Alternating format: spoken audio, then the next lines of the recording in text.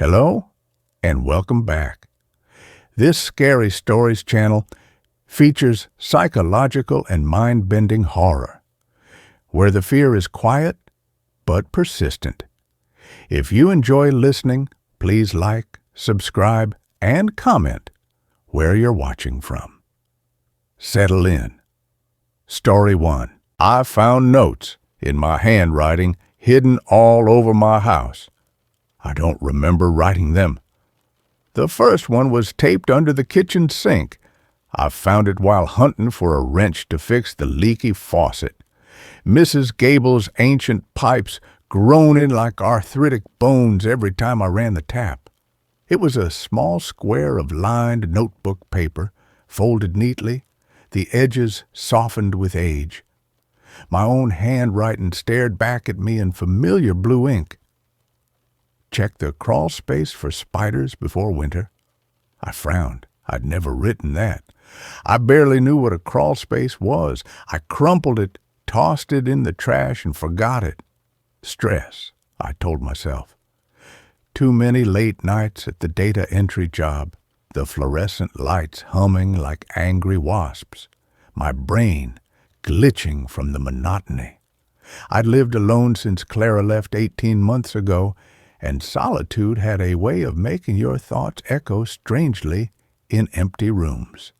3 days later, I found another, tucked behind the flour canister in the pantry, where no one would look unless desperate for baking powder. Same paper, same ink. The third floorboard near the window squeaks loudest at 3:17 a.m. Don't ignore it. My breath hitched. I'd moved into this creaking Victorian on Sycamore Street for cheap rent and quiet. A fresh start after Clara walked out, taking our dog and the last shreds of my confidence. But I'd never been on the third floor. The realtor, Mr. Finch, had warned me it was structurally unsound, sealing it off with a padlocked door at the top of the narrow stairs. I hadn't questioned it. The rent was $350 a month, including utilities, a miracle in this city. I burned the note in a sink, watching the edges curl black. My hands didn't shake, not yet. The third note appeared inside my toothpaste tube. I squeezed minty paste onto my brush one Tuesday morning and felt the crinkle of paper. Unrolled, it read, "Clara didn't leave you. You let her go. Remember the ferry ticket?"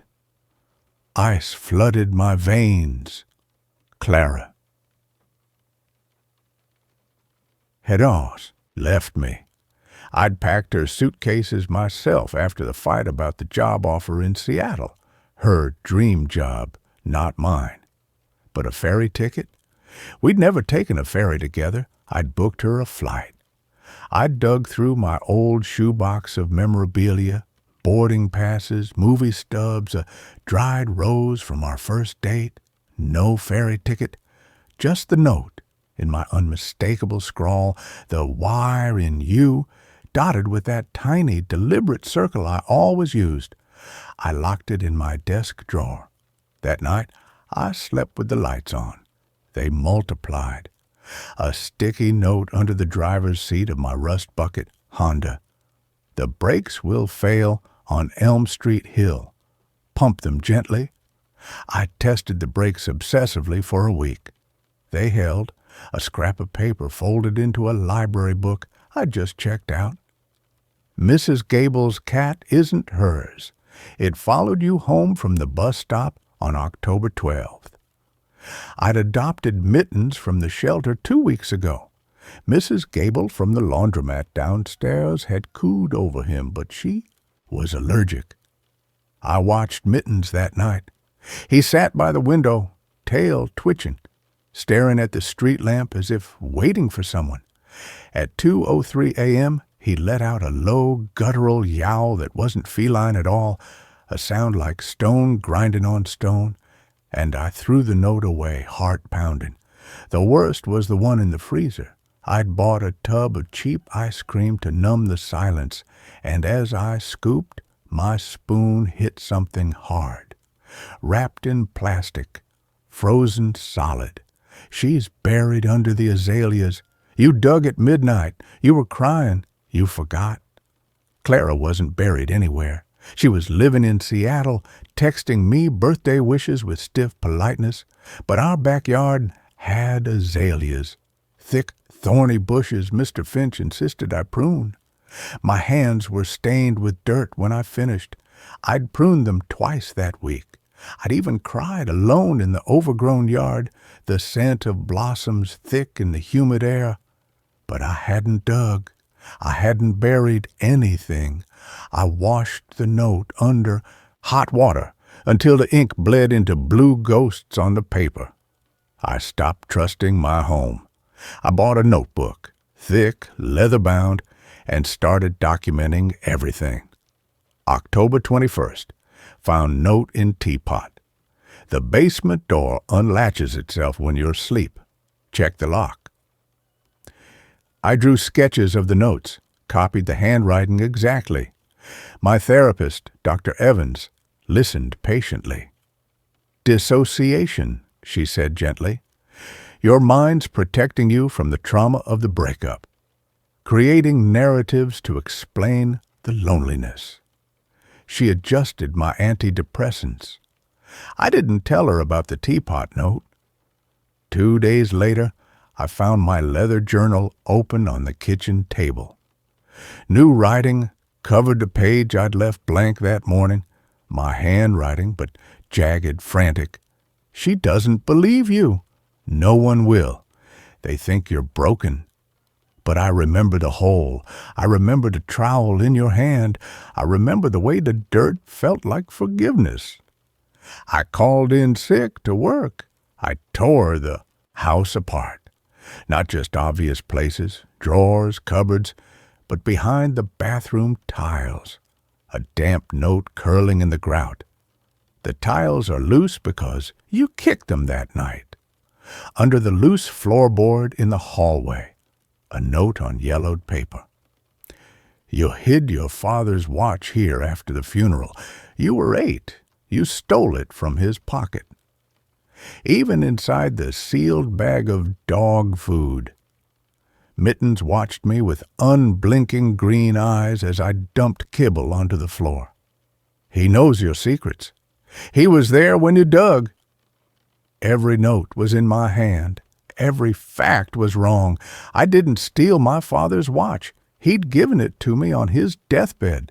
I'd never kicked the tiles. But the watch was missing. I'd looked for it for years. Mr. Finch came when I called, his face tight under his moth-eaten cap. Trouble with the plumbing? He asked, eyeing the upturned floorboards. I showed him the notes. He paled. Burn them, he rasped. All of them. Don't read them. When I pressed him, he gripped my arm, his fingers cold as pipes. The last tenant, she wrote things too. Sweet girl, quiet. Started finding notes in her cereal box, her pillowcase. Said they were hers, but she didn't remember writing them. He wouldn't meet my eyes. She left in the middle of the night, left her cat, left everything. He pulled a folded paper from his pocket, a list of repair requests I'd never written. At the bottom, in fresh ink, Finch knows about the hole. He watched you dig. Finch snatched it back, his knuckles white. This house, it remembers things, he whispered. Things people forget. It gives them back. But twisted. He left without fixing the leak. That night, the power went out. Not just my house. The whole block went dark. I lit candles, their flames trembling in the sudden silence. Mittens vanished. From the attic, sealed, forbidden, came a slow, deliberate scratching. Scritch, scritch, scritch, like fingernails on wood. I stood frozen in the hallway, clutching a candle. The scratching stopped. In the gloom, a whisper seemed to coil from the floorboards. Come upstairs. See what you buried? It was my voice, but lower, colder. I ran. Out the front door, down Sycamore Street, the wet pavement gleaming under the distant streetlights flickering back to life. I didn't stop until I reached the all-night diner, sliding into a cracked vinyl booth. Darlene, the waitress with tired eyes, brought coffee without asking. "Rough night, hun?" I nodded, unable to speak. I pulled out my phone to call Dr. Evans. The screen lit up, displaying a new note, typed in my own notes app despite the dead battery. Darlene's husband didn't leave her. "You told him about the affair. You saw her kissing the mechanic behind the garage. You wrote the anonymous letter." I looked up. Darlene was watching me, her expression unreadable. "You okay, sugar? You look like you seen a ghost." Her hand trembled slightly as she refilled my cup. I mumbled an excuse and fled again. Dawn found me at the public library, hunched over a microfiche machine, searching old property records. The house on Sycamore Street, built in 1893, owned by a woman named Eleanor Vey from 1947 to 1972. Died alone, no family. The records noted structural modifications in 1968, a new crawl space, reinforced basement walls, and a police report, redacted but visible. Disturbance call. Tenant reported voices in the walls. No evidence found. I dug deeper, fingers numb. Eleanor Vey had been a secretary, quiet, kept to herself, until the note started. The librarian, an old man with ink-stained fingers, leaned over. "Heard about her," he murmured. "Wrote warnings to herself, in her own hand. Said the house was filling in the blanks of her memory with other things." He tapped the microfiche. "They found her in the crawl space, scribbling on the walls with her fingernails." Over and over. I didn't forget. I didn't forget. I didn't forget. I returned home at dusk. The house loomed, windows dark. Mittens waited on the porch, tail stiff. Inside, every light was on, and on every surface, every mirror, every window pane, every appliance, notes were taped, hundreds of them, covering the walls like diseased wallpaper, all in my hand, all screaming the same phrase, "You remember the whole." I tore them down, sobbing, paper cut in my fingers. In the kitchen, a single note remained, stuck to the refrigerator with a magnet shaped like a sunflower Clara's left behind. It read, "The azaleas are blooming early. Go look." I grabbed a flashlight and a trowel from the shed. The backyard was moonless, thick with shadows. The azaleas rustled in the wind. I dug where the earth looked soft, near the roots. The trowel hit something hard, not bone, metal, a small rusted lockbox. My hands were slick with sweat as I pried it open. Inside lay a ferry ticket stub, Seattle to Bainbridge Island, dated October 15th, the day Clara left. And beneath it, a folded photograph, me and Clara, younger, laughing on a ferry deck. I'd forgotten that trip. We'd taken it on our 3rd anniversary, but in the photo, Clara's smile didn't reach her eyes. And behind us, blurred by motion, stood a man I didn't recognize, tall, gaunt, wearing a dark coat, watching us. The flashlight died. Moonlight bled through the clouds. I looked up. At the 3rd floor window, the sealed attic, stood a figure, silhouetted against the glass, my height, my posture, but the face, it was mine, yet not. The eyes were hollow pits. The mouth was stretched in a smile too wide, too full of teeth. It raised a hand, not waving, pointing, down, at the freshly turned earth at my feet. A whisper slithered through the azalea branches, carried on the wind, not from the house. From inside my head, my voice, but layered with something ancient and hungry. You dug her up last week. You needed to be sure she was still there. But she wasn't, because you never buried Clara. You buried the man from the photo, the one who kissed her behind a garage, the one whose name you can't remember. The house remembers for you. It always does. Now it's time to dig again. Deeper. I dropped the trowel, ran back inside, slamming the door, locking it. Leaning against the wood, I gasped for air. The house was silent. Too silent. No hum of the refrigerator, no drip of the faucet. Just the thudding of my heart. And on the floor, illuminated by the streetlight through the window, lay a fresh note. It hadn't been there when I left. I hadn't written it. But the handwriting was mine, the ink still wet in the moonlight. You can't outrun what's already inside you. I am the memory you choked. I am the silence you buried. I am what the house feeds on. Let me out. Let me remember for you. I backed into the kitchen. The refrigerator light was on. Inside, every shelf was covered in notes, taped to the milk carton, the egg tray, the jars of jam. I grabbed a door to slam it shut and froze. Taped to the inside of the door was a full-length mirror. My reflection stared back, but it wasn't me. Not quite. My eyes were black. My smile was the same two wide rictus from the attic window, and in the reflection's hand it held a trowel dripping with dark soil. The reflection's lips moved, forming words I felt in my bones, not my ears. "She's waiting. Go dig!"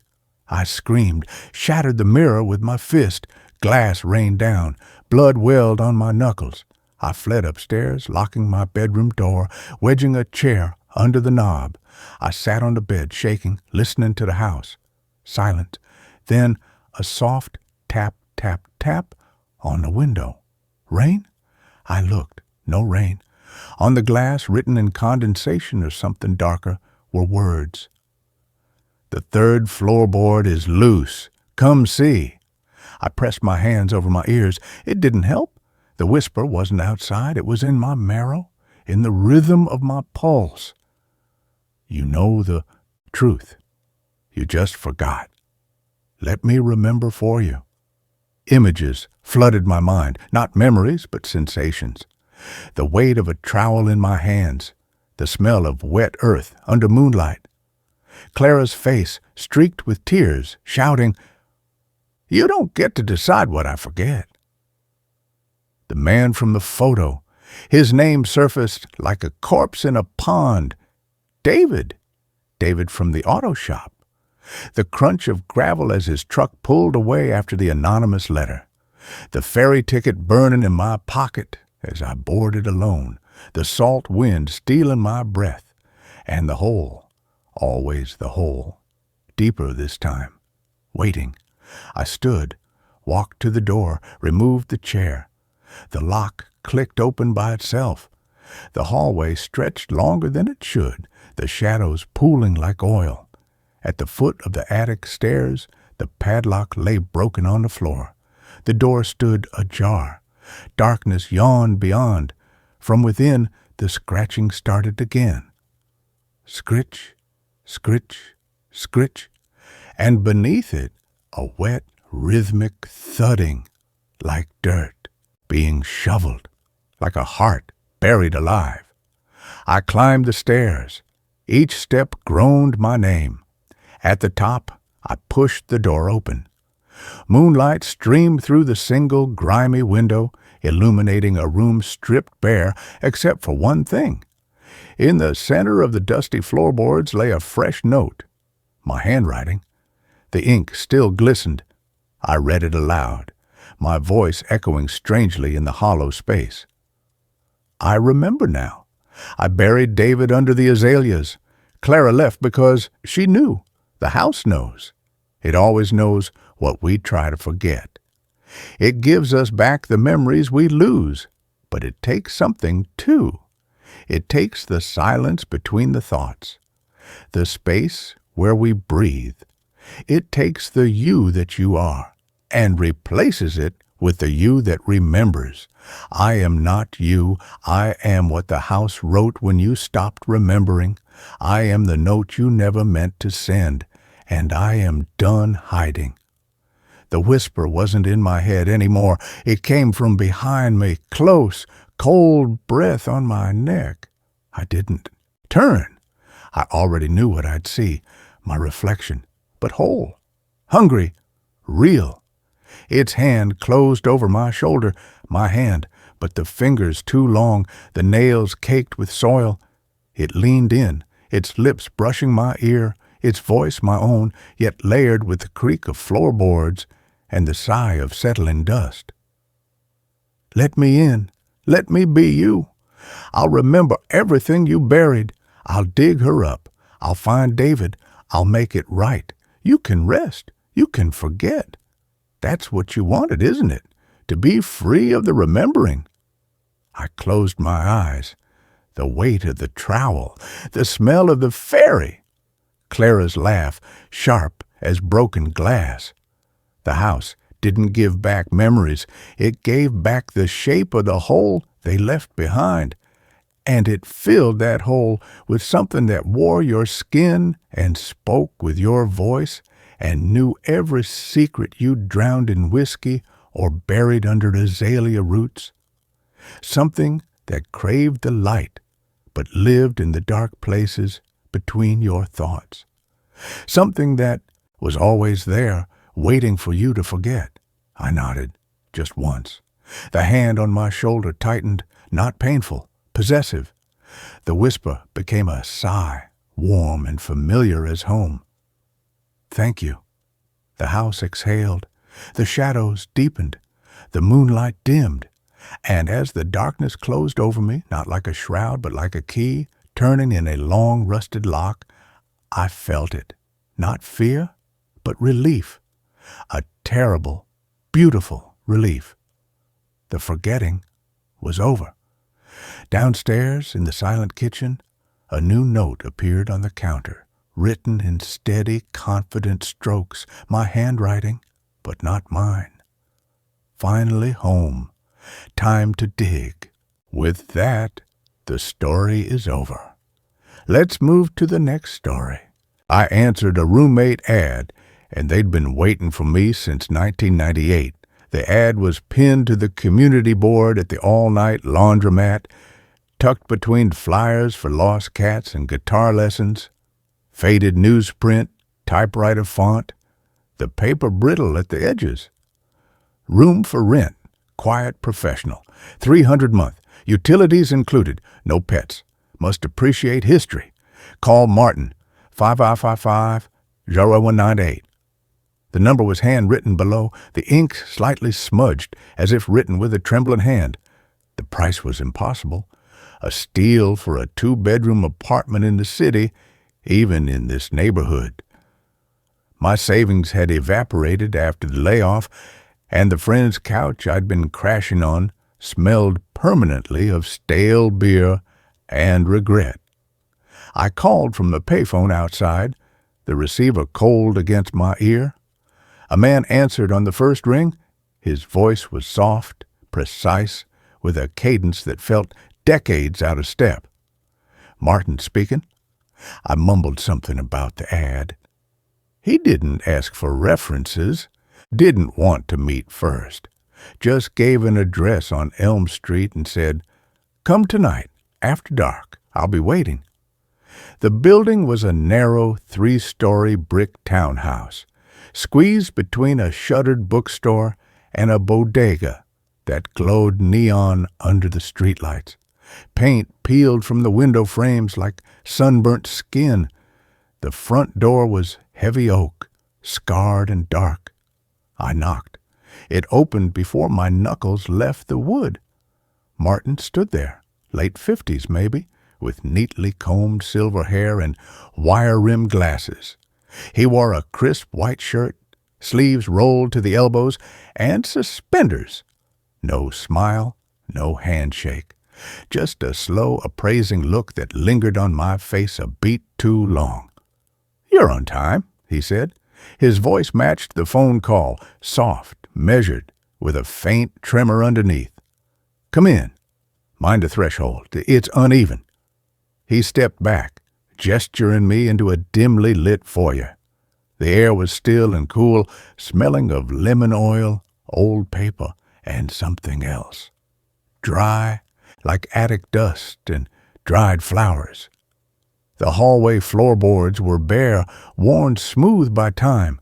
No coats on the hooks, no shoes by the door. Just silence, thick as velvet. He led me through the foyer into a living room frozen in time. Plaid armchairs, a heavy wooden coffee table with a doily beneath a glass ashtray full of cold, dead cigarette butts. A cathode ray TV sat silent in the corner, its screen dark. Framed photos lined the walls, black and white snapshots of stern-faced people, color prints of stiff family gatherings under cloudy skies. All dated, all from another era. The only sound was the rhythmic tick-tock of a grandfather clock in the corner, its pendulum swinging with hypnotic regularity. "Your room is upstairs," Martin said, not looking at me. He gestured toward a narrow staircase. "The other bedroom is occupied by my wife Clara. She's resting. She doesn't like disturbances after sunset." He paused, his eyes fixing on mine behind those wire rims. "You look tired, like you've been traveling a long way." I hadn't mentioned where I'd come from. "Just busy day," I mumbled, shifting my duffel bag. The weight of it suddenly felt insignificant, like I'd packed the wrong life. He nodded slowly, as if confirming something only he understood. "Clara always said the right person would find us when the time was right. She believed in signs." He turned and walked to the foot of the stairs, his polished shoes making no sound on the wood.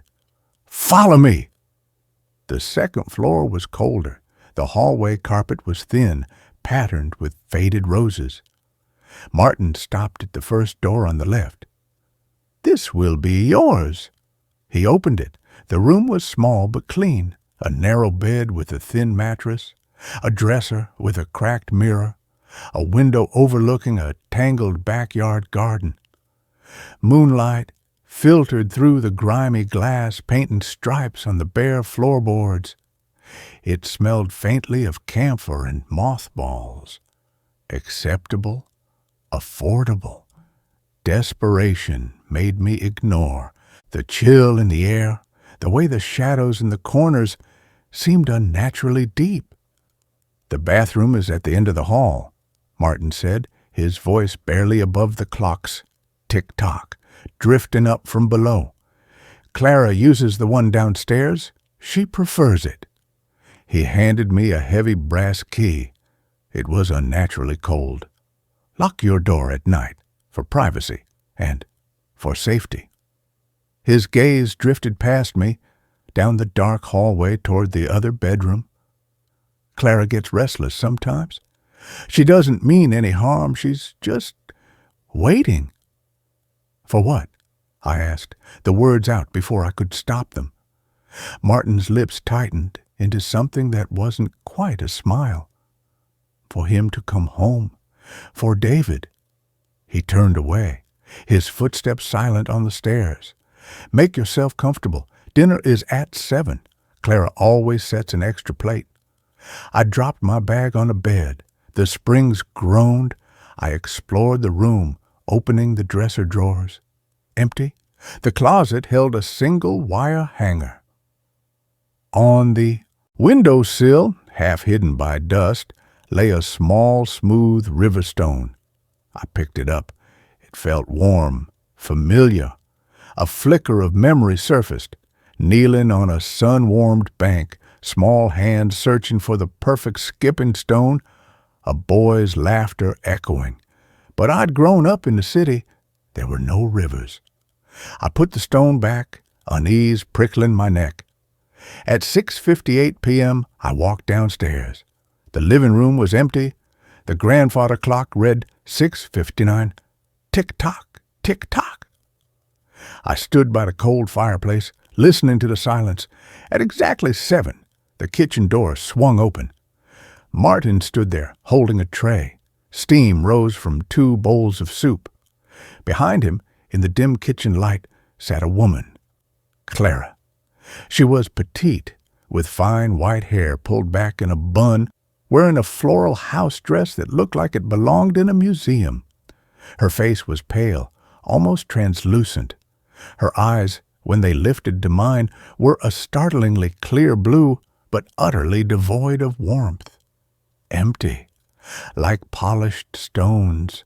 She didn't smile, didn't blink, just stared. "David," she said softly. Her voice was a dry whisper, like pages turning in an old book. "You're late for dinner." My blood turned to ice. I'm not David," I stammered. "My name is Jamie." Clara tilted her head, a slow, bird-like movement. Her gaze didn't waver. David always liked his soup hot, just like his father. She turned back to her bowl, stirring slowly with a spoon. Martin placed my bowl on the table. Cream of mushroom. It smelled rich, homey, wrong. "Clara gets confused sometimes," Martin murmured, his voice tight. Since he left. Sit, eat. It's getting cold." He didn't correct her. He just watched me with those steady, unnerving eyes. I sat. The soup was perfect, but every spoonful tasted like ash. Clara ate in silence, her movements precise, mechanical. She kept glancing at the empty chair beside her, the one set for David. Once, she reached out and straightened the napkin on that plate, her fingers brushing the edge of the chair as if expecting a knee beneath it. The grandfather clock's tick-tock filled the silence, each beat echoing in my skull. Tick-tock, tick-tock, like a countdown. After dinner, Martin cleared the dishes without a word. Clara remained at the table, staring at the empty chair. I mumbled an excuse and fled upstairs, locking my door with the cold brass key. The room felt safer. I unpacked my few things, trying to shake the image of Clara's empty blue eyes. As I hung a shirt in the closet, my fingers brushed against something behind the hanger, a small, cloth-bound book, a diary. I pulled it out.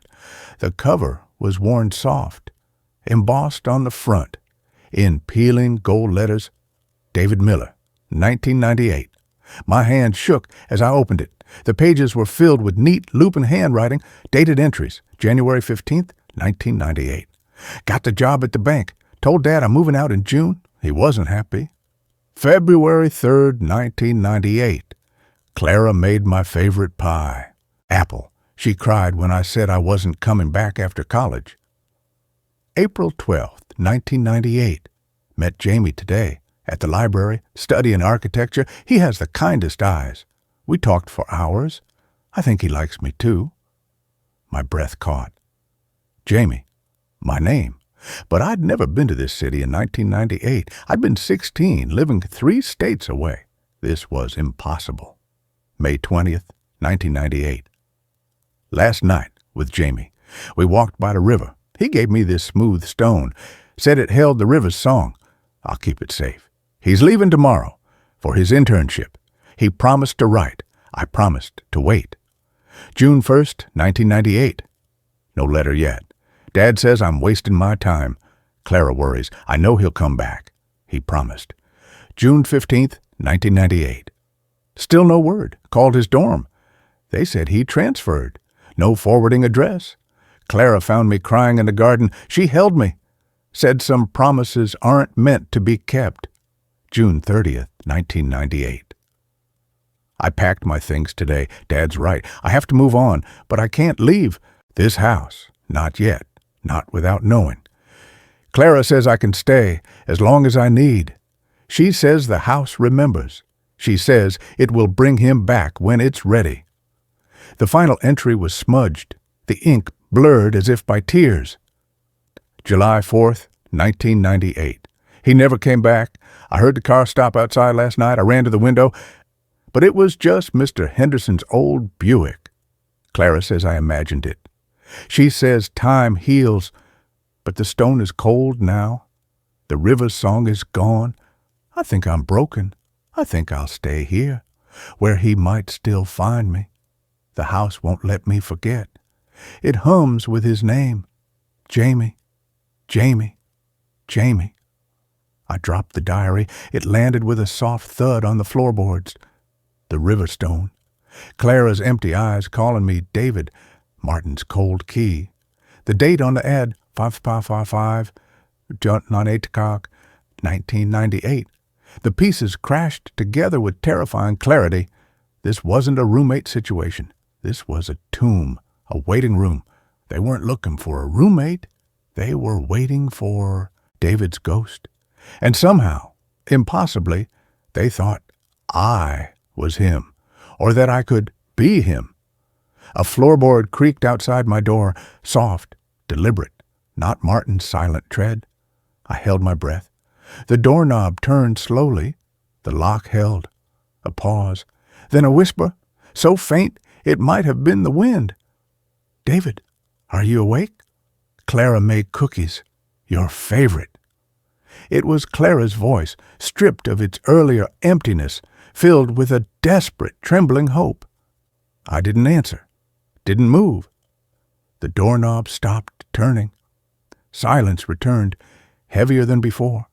I waited until the faint shuffle of slippers faded down the hall before unlocking the door and stepping out.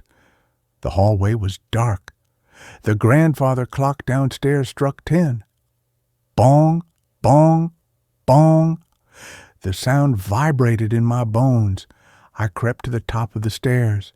The living room light was off, but moonlight streamed through the front window, illuminating the staircase landing. On the bottom step sat Clara. She wasn't looking at the stairs. She was looking up, directly at me. Her face was in shadow, but her eyes caught the moonlight, reflecting it like an animal's, unblinking. David, she breathed. The word wasn't a question. It was a sigh of relief, a homecoming. You came back. She held out a small lace-covered plate. On it sat 2 perfect oatmeal raisin cookies. I knew you would. The house told me. It's been humming your name all day. I backed away slowly, my heart hammering against my ribs. I'm not David, I whispered, my voice raw.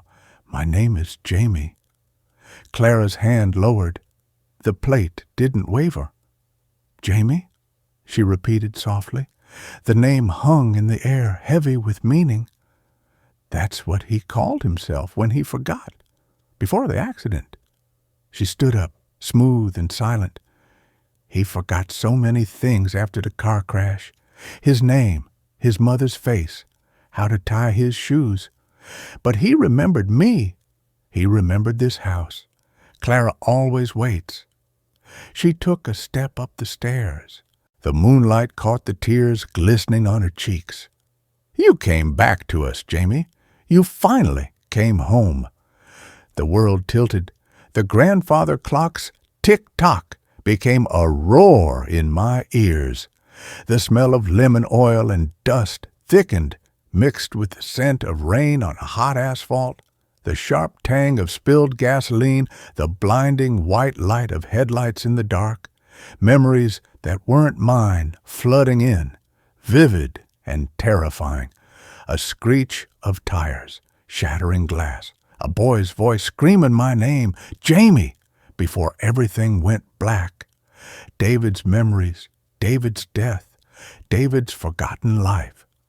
I stumbled back into my room, slamming the door and jamming the cold brass key into the lock. I leaned against the wood, gasping. The diary lay on the floor. I picked it up, flipping frantically to the last page. Beneath the smudged July 4th entry, in a different ink, shaky and desperate, was a new line added recently. He will return. The house remembers what he forgot. It will bring him back. We will wait. Clara and Martin, we will wait. A knock on the door, soft, insistent. Jamie? Martin's voice, low and calm.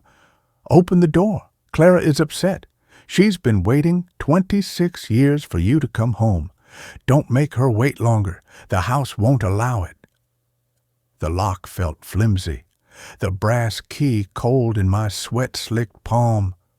I looked around the room, the narrow bed, the cracked mirror, the window overlooking the dark garden. There was no escape. The air grew thick, pressing in, smelling of lemon oil and dried flowers and something metallic, like blood long dried. The tick-tock of the clock downstairs slowed, each beat stretching longer, heavier. Tick-tock, tick-tock. Time itself was unraveling. Another knock, harder. The wood shuddered. Jamie? Clara whispered, her voice seeping under the door. Let us in. Let us help you remember.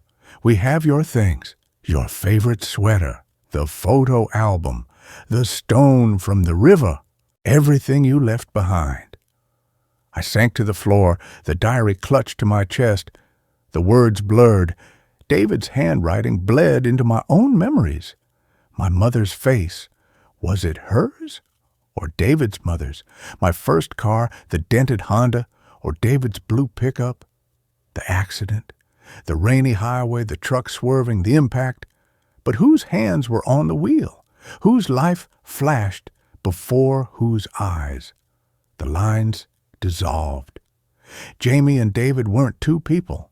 They were one fractured soul, shattered by a crash in 1998, scattered across time, and the house had gathered the pieces. It had waited, patient, hungry, knowing the missing piece would eventually wander back, drawn by the hum in the walls, the pull of the river stone, the scent of oatmeal cookies in the dark. The doorknob rattled violently, the lock groaned, wood splintered near the latch. Clara's whisper became a hiss, thin and desperate. You are him. You always were. The house knows. I know. Let us in, Jamie. Let us. Put you back together. I didn't reach for the key. I didn't try to bar the door. The fight drained out of me, replaced by a profound, icy calm. The memories weren't invasions. They were homecomings. The boy by the river, the smell of Clara's apple pie, Martin's hand on my shoulder the day I got the bank job, the weight of the smooth stone in my pocket, the blinding headlights, the silence after the crash, the long, slow forgetting. The house hadn't stolen my identity. It had remembered it for me. All of it. The joy, the grief, the boy who never came home. The lock gave way with a sharp crack. The door swung open slowly. Clara stood there, backlit by the moonlight from the hall. She wasn't crying anymore. Her blue eyes held a deep, quiet certainty. Behind her, Martin waited, his face unreadable in the shadows. Clara held out her hand. Not the plate of cookies, the small, smooth river stone. It glowed faintly in her palm, warm and alive. Come home, Jamie, she said, softly. It's time. I stood up. My legs felt steady. I took the stone. It fit perfectly in my palm. The weight, familiar, comforting. The river's song hummed up my arm, clear and cold. I looked at Martin, at Clara, at the hallway stretching toward the stairs, toward the living room, toward the life I'd forgotten. The grandfather clock struck midnight. Bong, bong, bong. The sound didn't fade. It deepened, vibrating in the floorboards, in the walls, in my bones. The house was awake. It was welcoming me back. I stepped forward, past Clara, past Martin, down the stairs. The living room looked different in the moonlight, warmer, lived in. The doilies on the tables were bright white. The ashtray was empty. The photos on the walls held color I hadn't seen before. David's smile wide and unburdened, Clara's eyes sparkling, Martin younger, his hand on David's shoulder. I walked to the chair by the cold fireplace, the one Clara had set a place for. I sat down. The leather was soft under me, familiar. Clara followed, placing the plate of cookies on the coffee table. Martin brought a steaming mug of tea. They didn't speak. They just sat. Clara in her armchair, knitting needles, clicking softly. Martin in the other chair, reading a newspaper dated June 15th, 1998. The grandfather clock ticked steadily. Tick-tock, tick-tock. Normal, peaceful. I picked up a cookie. Oatmeal raisin, my favorite. The taste exploded on my tongue. Sweet, chewy, warm. A memory surfaced, clear and bright. Clara teaching me to bake in this very kitchen, flour dust in her nose, laughing as I burned the first batch. Patience, David, she'd said. Good things take time. David, Jamie. The names blurred, then merged. I was David. I was Jamie. I was the boy who loved the river, the boy who forgot, the boy who was remembered. I sipped the tea, Earl Grey, just how I liked it. The steam warmed my face. Outside, the city sounds faded. All I heard was the clock, Clara's knitting needles, the rustle of Martin's newspaper. The hum in the walls wasn't eerie anymore. It was a lullaby, a welcome home. I looked down at the river stone in my hand. It glowed softly in the moonlight. I closed my fingers around it. The house sighed around me, a deep, contented sound in the floorboards. Clara's knitting needles paused. She looked up, her blue eyes meeting mine.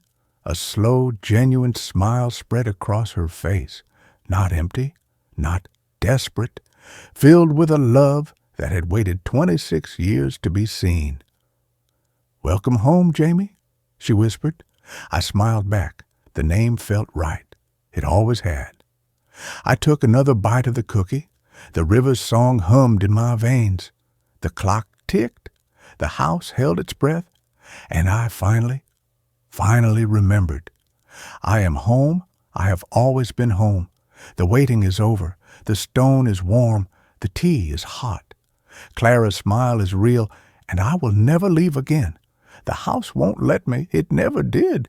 It just waited. It always waits for the boy who forgets, for the boy who remembers, for the boy who comes home. I am Jamie. I am David. I am the river's song.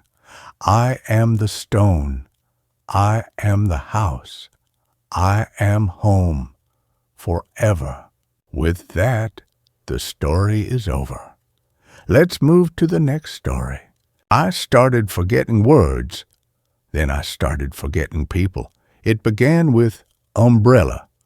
Not the thing itself. I still knew what it was, how it functioned, the hollow thock, thock, thock it made against my shoulder in the wind, but the word, the shape of it in my mouth.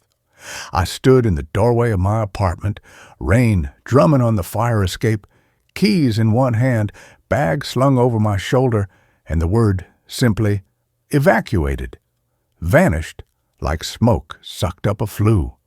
I stared at the black nylon canopy folded beside my shoes. That thing, for rain. You hold it.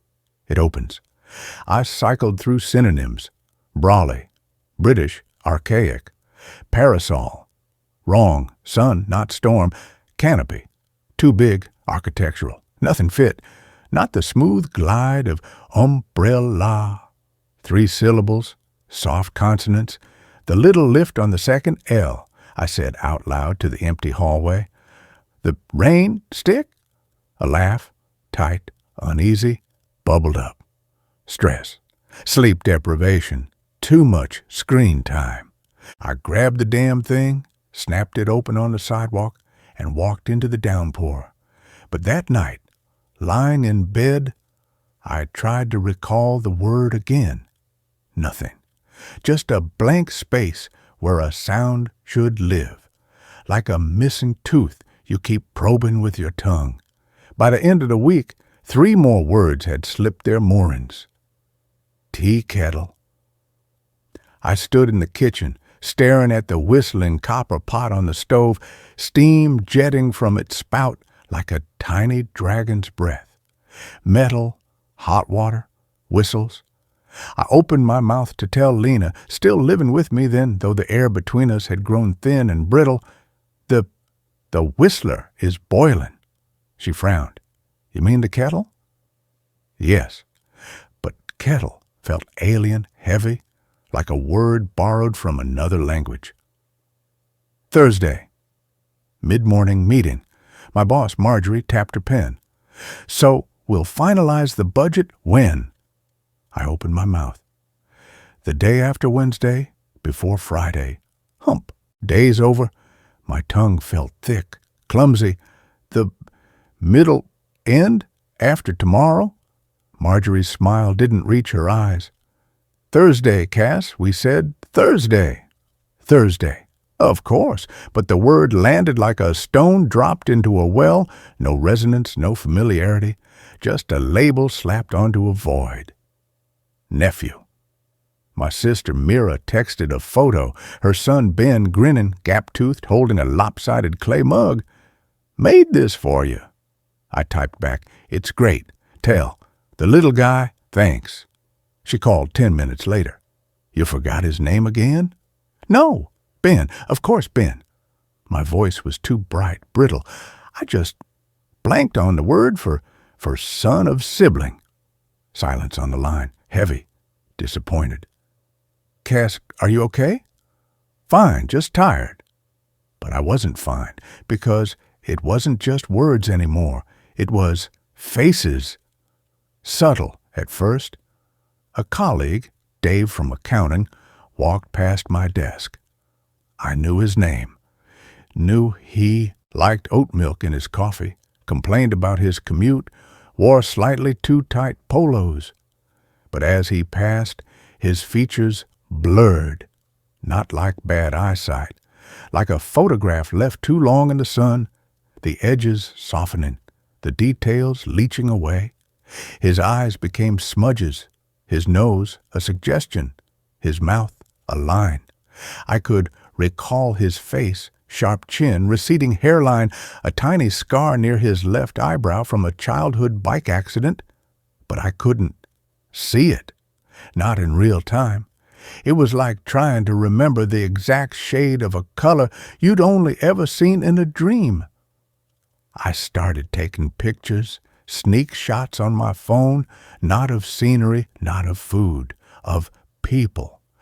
Co-workers laughing in the break room, Mira blowing out birthday candles, Lena reading on a couch, bathed in lamplight. I'd stare at the photos later, tracing their features with my finger, desperate to burn the image back into my mind before it faded. This is Lena, brown eyes, freckles across her nose, hair that catches gold in sunlight, the way she bites her lower lip when she's thinking. I'd recite it like a prayer, a ward against the encroaching blankness. Lena noticed. Of course she did. One evening, I was hunched over my phone, zooming in on a photo of her taken that morning, her laughing, head thrown back, sunlight catching the curve of her cheekbone. I was muttering, eyes, hazel, green flecks near the pupil, scar on chin from falling off her bike at 7. She appeared in the doorway, arms crossed. What are you doing, Cass? I jumped, fumbled at the phone. Nothing, just organizing photos. You've taken 47 pictures of me this week, mostly close-ups of my face. I like your face. It sounded hollow, desperate. She walked over, sat beside me on the couch, took my hand. Hers was warm, solid, real. Talk to me, please. Is it Mom? Our mother had died of early-onset Alzheimer's at 58, a slow, cruel erasure, leaving only a shell that smiled vacantly at strangers who looked vaguely familiar. No, I lied. The word tasted like ash. It's not that. I just forget things. Words. Sometimes. Names. Faces a little. I forced a laugh. Getting old. You're 34. Genetics are a bitch. She didn't smile. She studied my face, the real one, not the photo, with an intensity that felt like a physical weight. Do you remember our first date? My stomach dropped. Of course I do. The indie theater downtown. Pan's Labyrinth. The terrible coffee afterward at that hole-in-the-wall place with the flickering neon sign. Her hand, small and cool, in mine as we walked back to her car in the drizzle. But as I reached for the memory, it was hazy. The theater's name? Gone. The coffee shop? Just neon sign. Her dress? Blue, maybe. The feeling of her hand? Warmth? Pressure? But the specific texture of her skin, the exact shape of her fingers interlaced with mine, dissolving. I saw the moment she knew, saw the flicker of hurt, quickly masked by concern. It's okay, she whispered, squeezing my hand. We'll figure it out. But we didn't, because 2 days later I walked into our shared apartment after work, dropped my bag, and called out, "Hey!" A woman stood in the kitchen chopping vegetables. Brown hair pulled back, freckles, hazel eyes.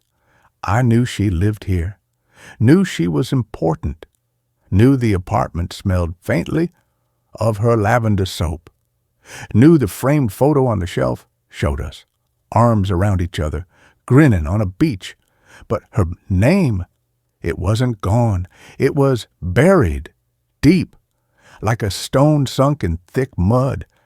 I could feel the shape of it, the weight of it, but I couldn't dredge it up. Panic, cold and sharp, lanced through me. She turned, knife in hand, smile fading as she saw my expression. "Cass, you okay?" I opened my mouth, closed it, tried again. Hi. My voice was strangled. "Long day." Her smile didn't return. She wiped her hands on a towel, slowly. "Yeah, long day." She didn't ask what was wrong. She just looked at me, the way you look at a fragile thing you're afraid might shatter if you touch it. That night, lying rigid beside her in the dark, listening to her steady breathing, I realized the true horror wasn't the forgetting. It was the knowing. Knowing the void was there. Knowing the words, the faces, the people were slipping away, grain by grain, like sand through a cracked hourglass, and being utterly powerless to stop it. It was like watching your house burn from the inside, room by room, while you stood in the hallway, frozen, holding the extinguisher, but your hands kept forgetting how to grip the handle. I went to a neurologist, Dr. Eris Thorne, a kind-faced man with gentle eyes and a voice like worn velvet. He ran tests, MRIs, cognitive assessments, blood work. He asked me to draw a clock, to name as many animals as I could in a minute, to repeat strings of numbers backward. I failed the clock, put the numbers in the wrong order, made the hands point to impossible times. I named 7 animals: dog, cat, bird, fish, lion, elephant. Then nothing. Tiger? Feels wrong? Bear? Maybe. The word giraffe shimmered just out of reach, a long-necked ghost. Dr. Thorne's expression was carefully neutral as he reviewed the scans. Structurally, your brain is remarkable, Cass. No atrophy, no plaques, no lesions. Blood work is pristine. It's as if the hardware is flawless, but the software is corrupted. Corrupted how? He steepled his fingers. It's not Alzheimer's, not vascular dementia, not even typical aphasia. Your language centers light up normally on fMRI when you're listening to words. It's the retrieval pathway, the bridge from concept to articulation, that's fraying, like a wire losing its sheath, sparking intermittently. And the facial recognition areas, they show hyperactivity when you're shown familiar faces, as if working overtime to compensate for data loss. Data loss. Yes, it's as if your memories aren't being erased. They're being unlinked. The file is still there, but the file name is corrupted. The shortcut is broken. Can you fix it? He hesitated, a long, heavy pause.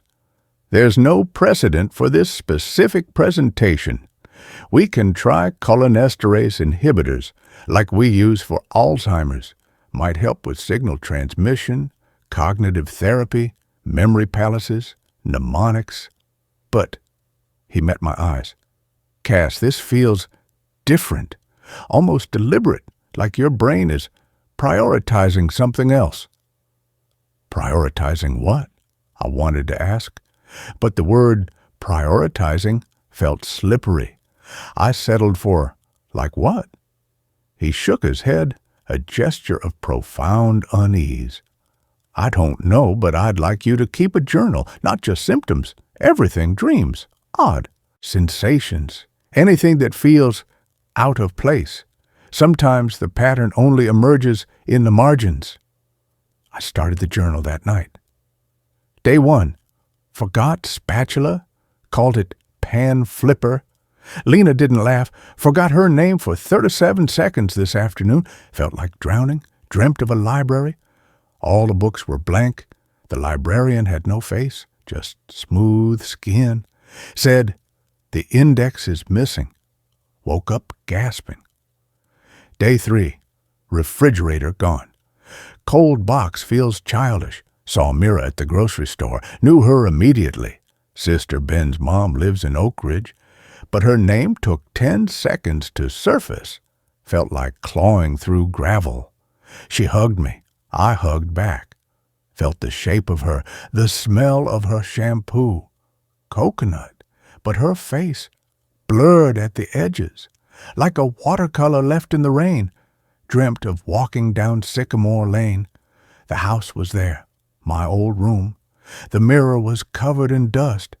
Wrote in the dust, who am I? Woke up before I could wipe it. Clean. Day 5.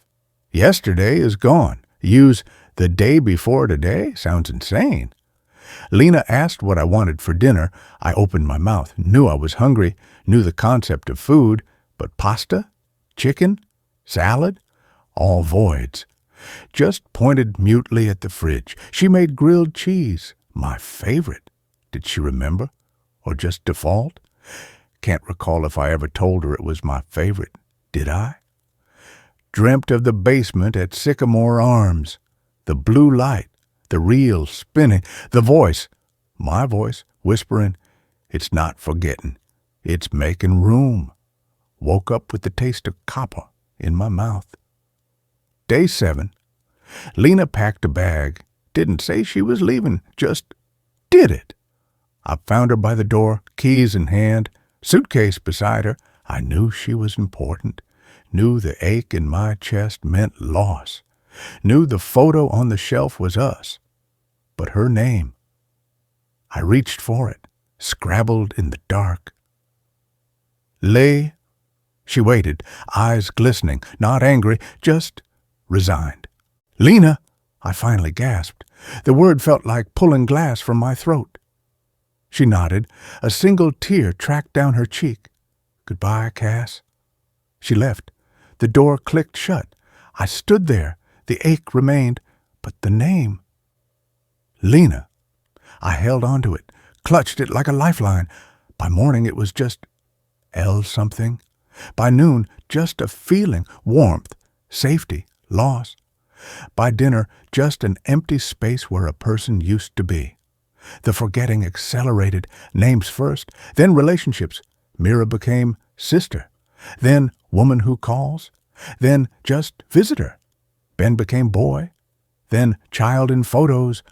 Objects followed: chair, table, window, replaced with descriptors: sit thing, flat surface, glass wall.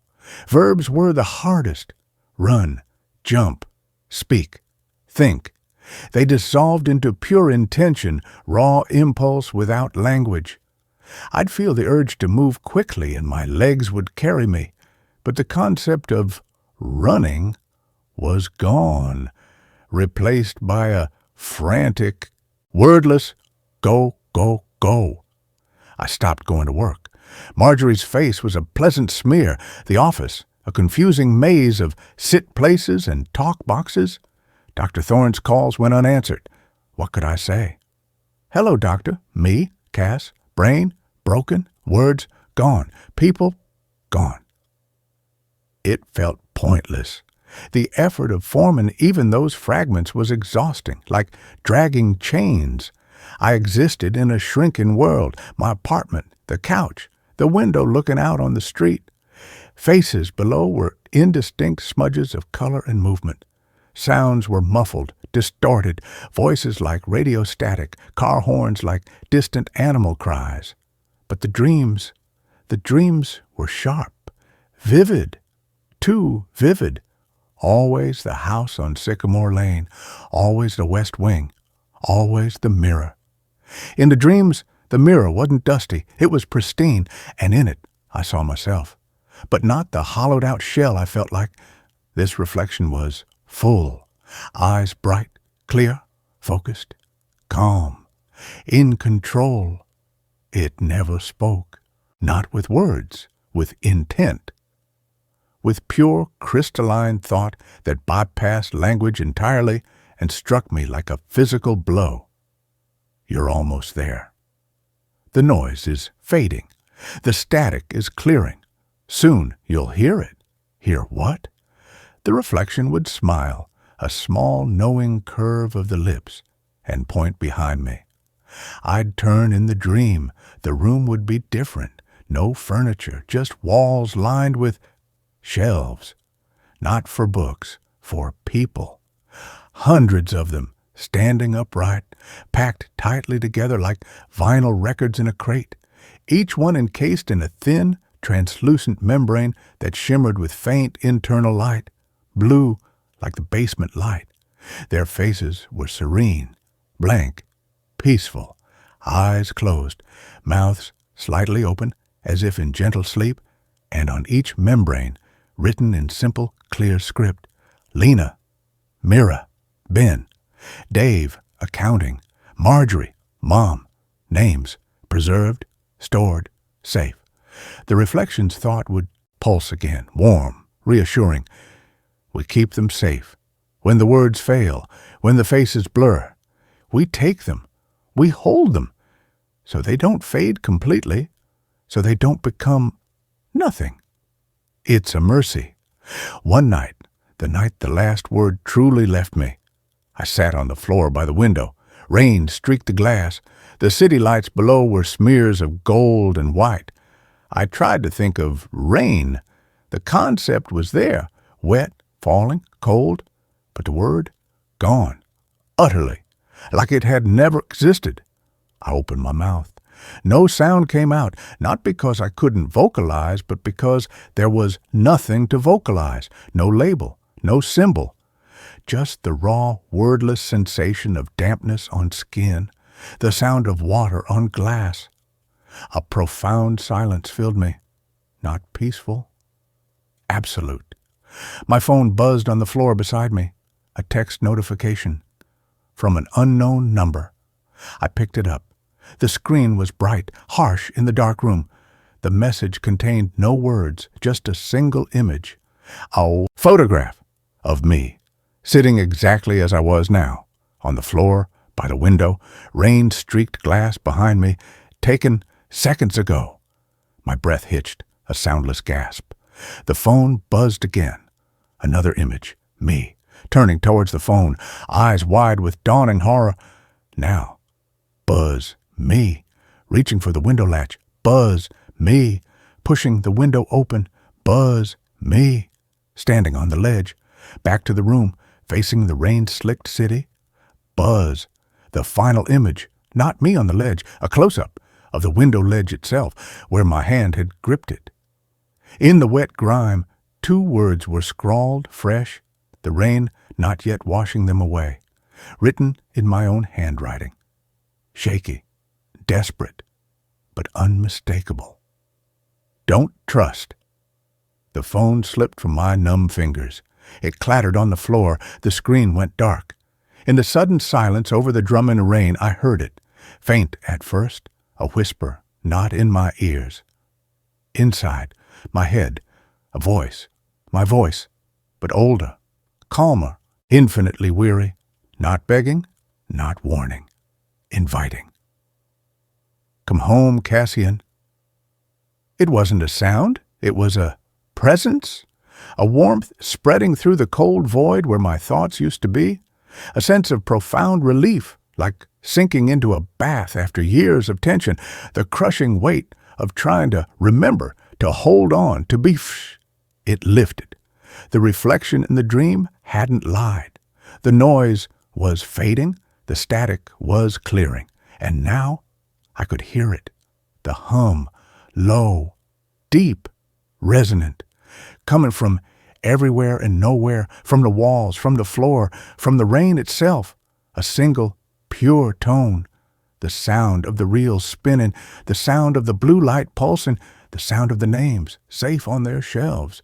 Lena, Mira, Ben, safe, preserved, not forgotten, just stored. The window ledge felt cold under my bare feet. The rain soaked my hair, my shirt.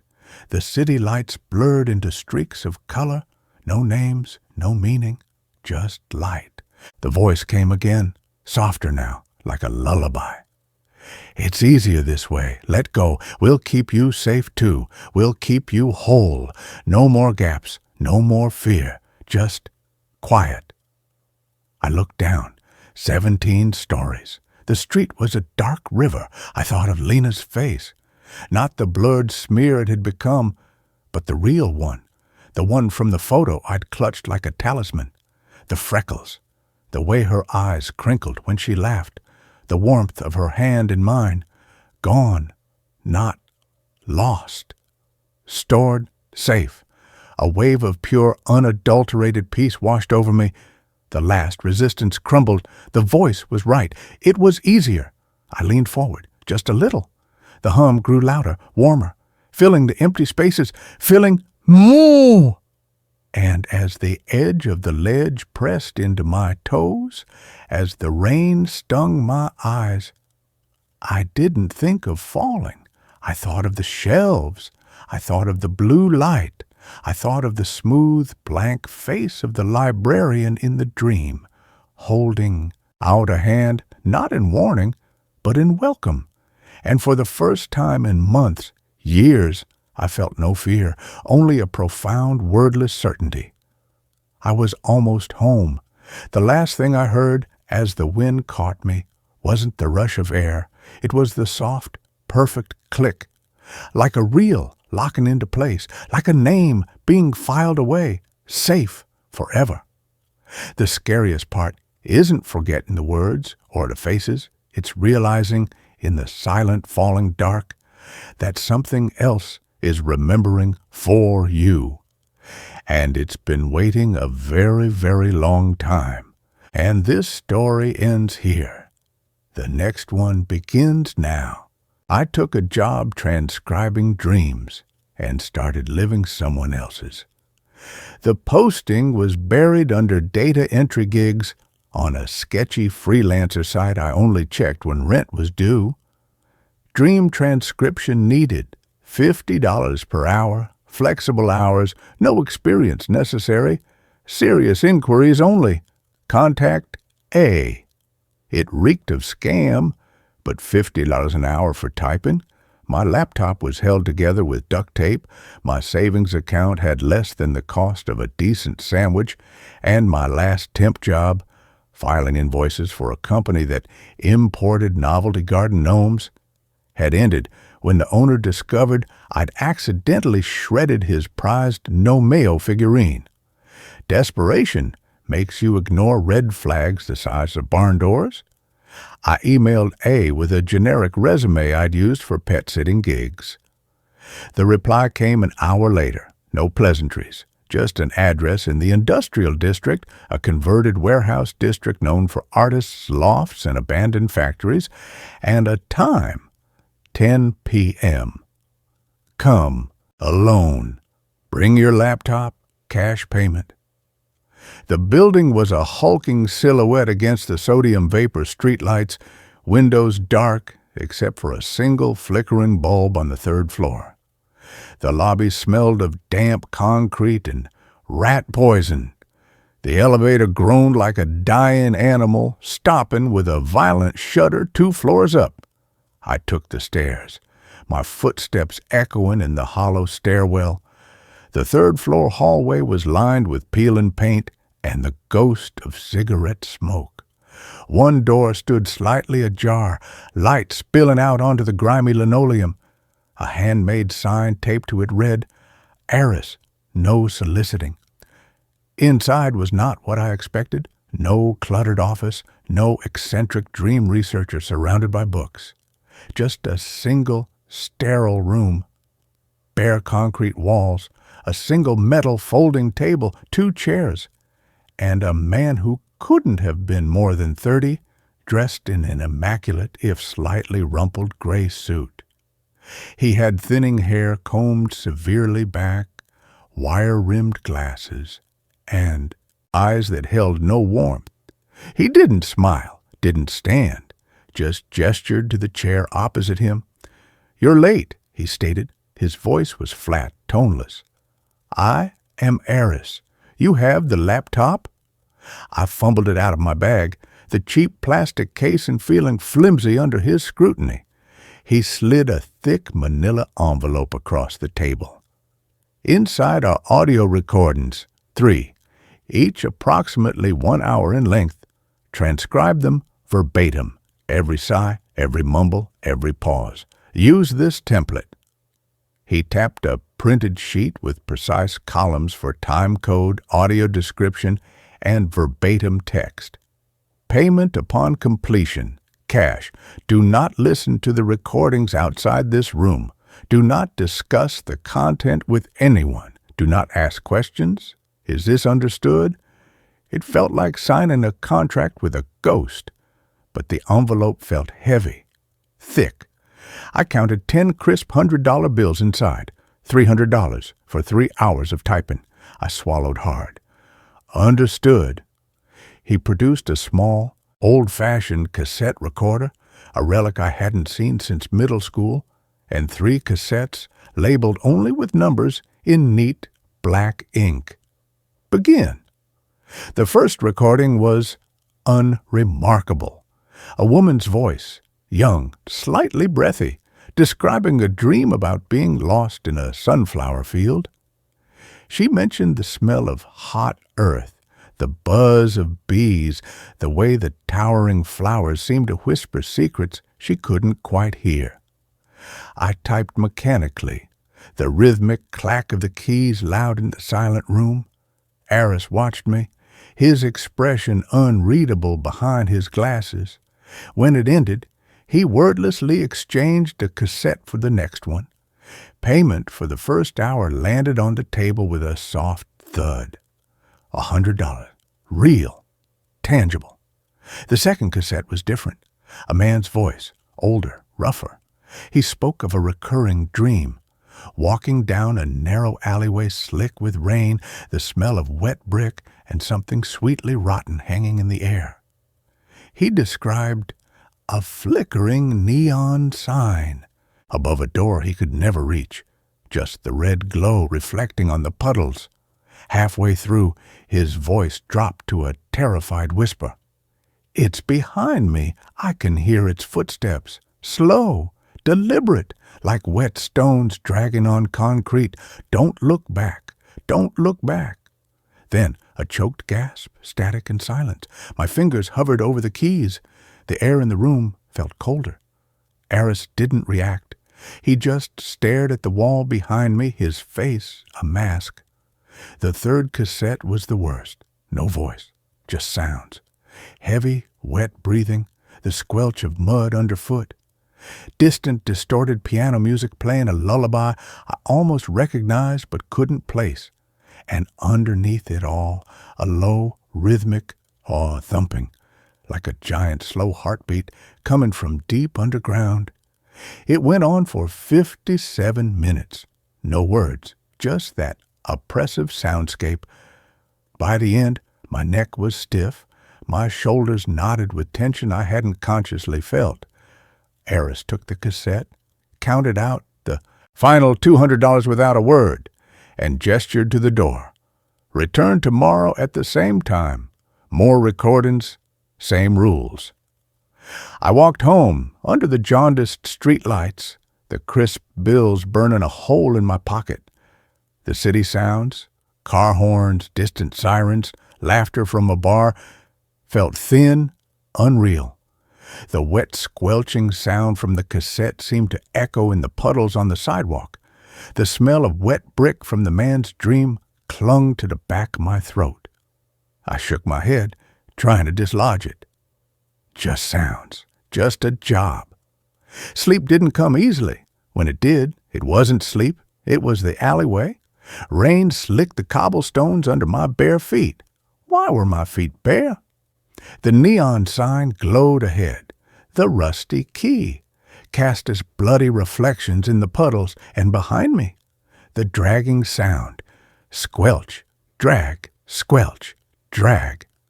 Closer than before. I tried to run, but my legs were leaden. I forced myself not to look back, just as the man in the recording had warned.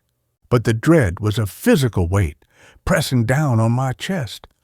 I woke, gasping, drenched in sweat, the echo of that wet, dragging sound still vibrating in my bones. 3:17 a.m. My heart hammered against my ribs like a trapped bird. Just a nightmare. Stress. Too much caffeine. I made myself a strong cup of tea, the familiar ritual a lifeline. But as I sipped it, staring out the window at the sleeping city, I caught a whiff of something that didn't belong. Wet earth, and something sweetly, cloyingly rotten, like overripe fruit left in a damp basement. I threw the tea away. The next night at Eris's, the new recordings were worse. A child's voice describing a house with too many doors, all locked except one that led down into darkness, smelling of formaldehyde. An old woman rambling about teeth growing in the garden soil. And another soundscape, the creak of rope, the groan of old wood, the distant crash of waves, and a low guttural humming that seemed to vibrate in my molars. During the humming tape, my left hand began to tremble, not from nerves, a fine, persistent tremor like a plucked wire. I clenched it under the table. Eris's gaze flickered down to my hand, then back to the wall. No comment. Just the $300. The dreams bled harder. That night, I wasn't just in the sunflower field. I was the dreamer. I felt the rough stalks against my arms, smelled the dusty pollen, heard the whispers not as words but as vibrations in my teeth. And the whispers were saying my name, not my real name. My name, but a different one. Clara. The name felt warm, familiar, like a favorite sweater. I woke with tears on my cheeks, the scent of sunflowers thick in my nostrils, the taste of dust on my tongue. My laptop sat open on the desk, the screen dark.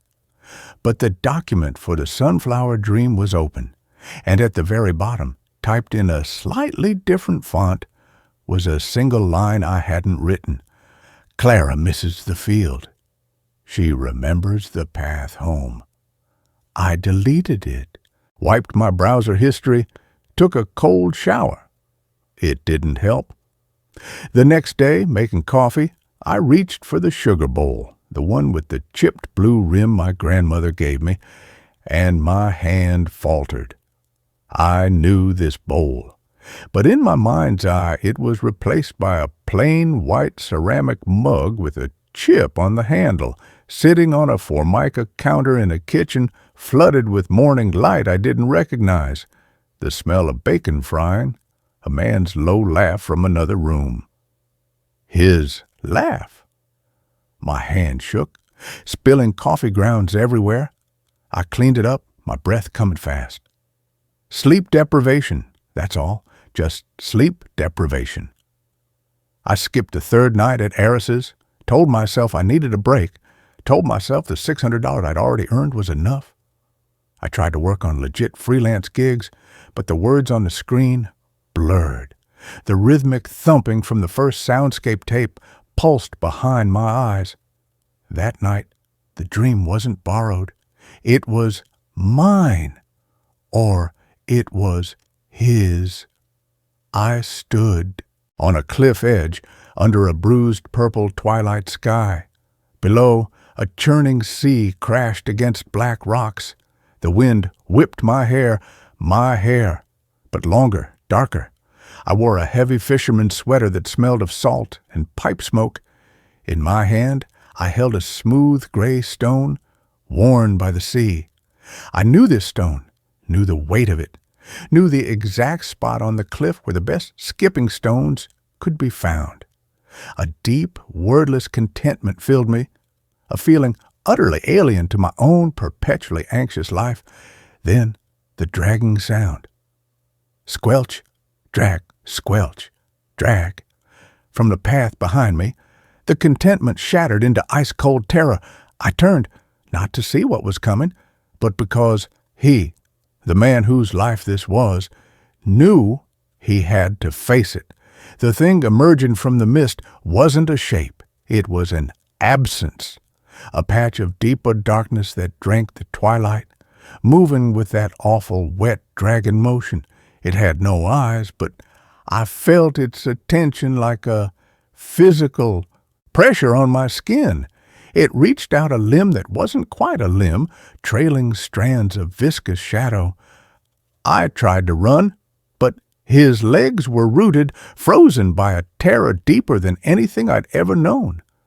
The shadow limb touched the fisherman's sweater, cold, not cold like ice, cold like the void between stars, cold like forgotten graves.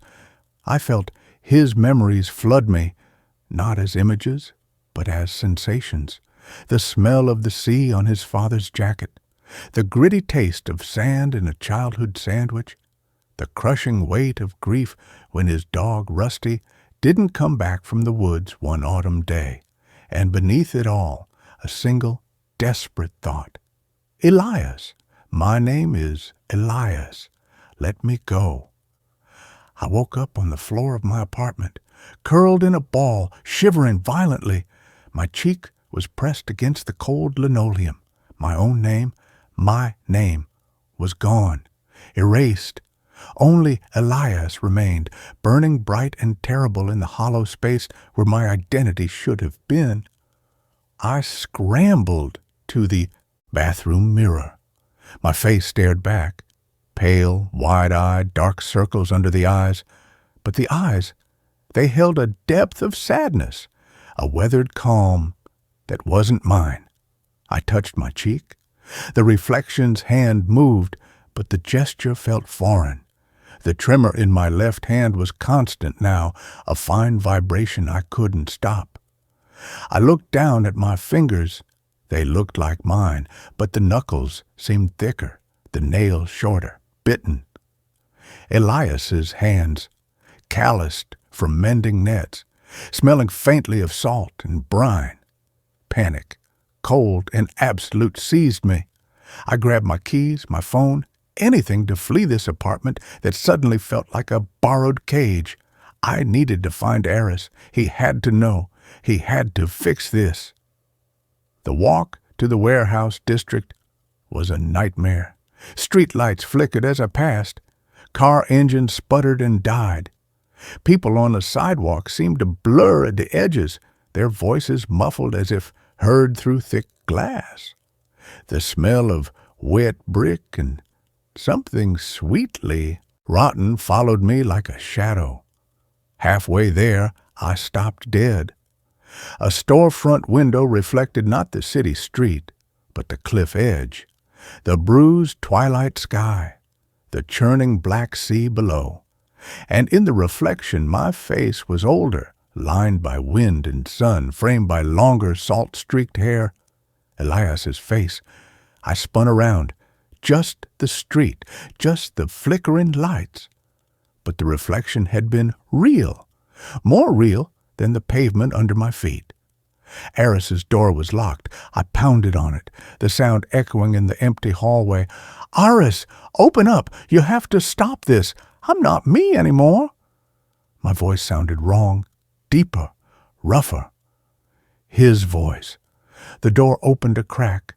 Aris's impassive face appeared. His eyes, behind the wire rims, swept over me, lingering on my trembling left hand. No surprise, only assessment. "You broke the rules," he stated flatly. "You listened outside the room. You carried them with you." "I didn't mean to. It's inside me. Elias, he's here! Get him out!" I tried to push past him, but he didn't budge. His hand shot out, surprisingly strong, and gripped my wrist. The trembling one. His touch was ice cold. The tremor stopped instantly under his grip, replaced by a numbness that spread up my arm. "Elias is not in you," Eris said, his voice devoid of inflection. "You are in him. The recordings, they are not dreams. They are anchors, tethers. Your mind, yourself, is weak, porous. It slipped through the tether. You are transcribing a life, not a dream. You are living the transcription." The numbness reached my shoulder.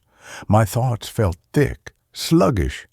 Clara's sunflower field, the child's locked doors, the old woman's tooth garden. They weren't recordings anymore. They were memories. My memories. Alongside Elias's cliff, his stone, his dog Rusty. My own life, my tiny apartment, my shredded gnome job, my mother's worried voice on the phone last week, felt like a half-remembered movie, faded, unimportant. You knew this would happen?" I whispered, Elias's voice thick with a grief that wasn't mine. "Probability suggested it," Eris said, releasing my wrist. The numbness receded, but the tremor returned, weaker. Strong dreamers leave strong echoes. Weak transcribers absorb. It is efficient. The dreamer's life continues, uninterrupted.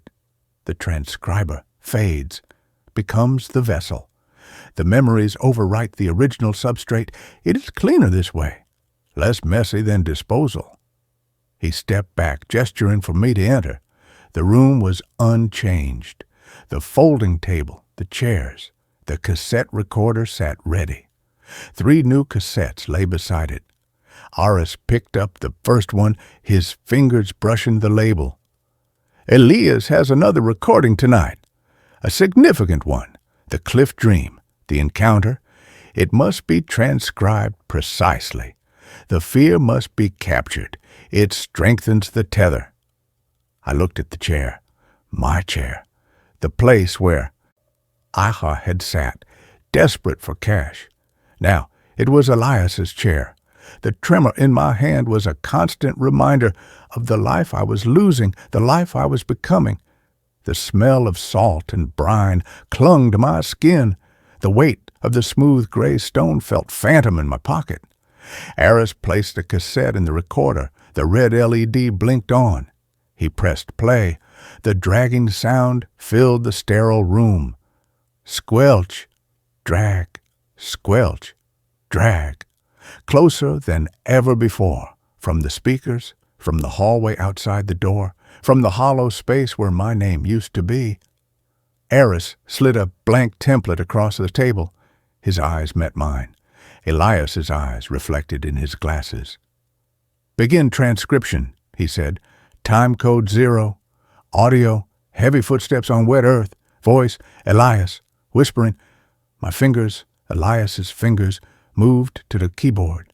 They knew the keys. They knew the rhythm of the fear. The words began to flow, not from my mind, but from the salt-stained memories flooding in. It's here, the shadow.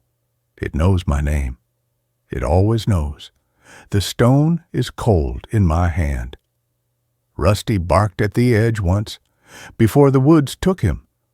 Clara would sing that lullaby, the one from the piano, to make the dark less hungry. I should have looked back then. I should look back now. What's waiting? Maybe it's not worse than this. Maybe it's home. Tears blurred the screen. Not my tears. Elias's tears. They felt warm on my cheeks. Eris watched, unmoved, as the words appeared. The dragging sound grew louder in the recording, syncing with the phantom vibration in the floorboards beneath my chair. The smell of wet earth and something sweetly rotten filled the room, stronger than the chemical tang of the warehouse. Eris's face didn't change, just a scientist observing a specimen, or a gardener watching a seed take root in borrowed soil. I kept typing. The shadow touches my arm, cold like the deep water. It doesn't hurt. It remembers. It remembers the cliff. It remembers Rusty. It remembers Clara's voice. It's not taking. It's given back. All the things I buried, all the things I forgot to be strong. The grief isn't a weight anymore. It's water, clear, cold. I am the stone. I am the sea. I am the shadow's child. Let go. Let go. Let. The recording cut to static. My fingers stopped on the keys. The tremor was gone. My hand was steady, calm. The smell of salt and brine was the only scent in the room now. Iris reached over, turned off the recorder. He slid a fresh $100 bill onto the desk beside the keyboard. Good, he said. His voice was still flat, but there was something else in his eyes now.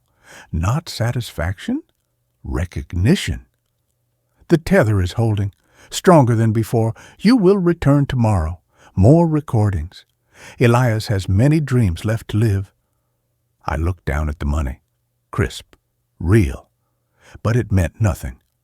I looked at my hands on the keyboard. Stronger. Weathered. No longer trembling. I flexed them. They felt right. They felt like mine. I thought of the cliff, the stone, the deep, cold water, the shadow that wasn't a monster, but a mirror, a release. The fragmented memories of the life I'd lived before, rent worries, duct-taped laptops, the smell of novelty gnomes, were already fading, like footprints washed away by the tide. Unimportant, temporary. I picked up the $100. Not for me, for the boat fuel, for the new nets, for the small white house on the cliff edge where the wind always carried the scent of sea and pine. Eris nodded once, a silent dismissal. I stood up.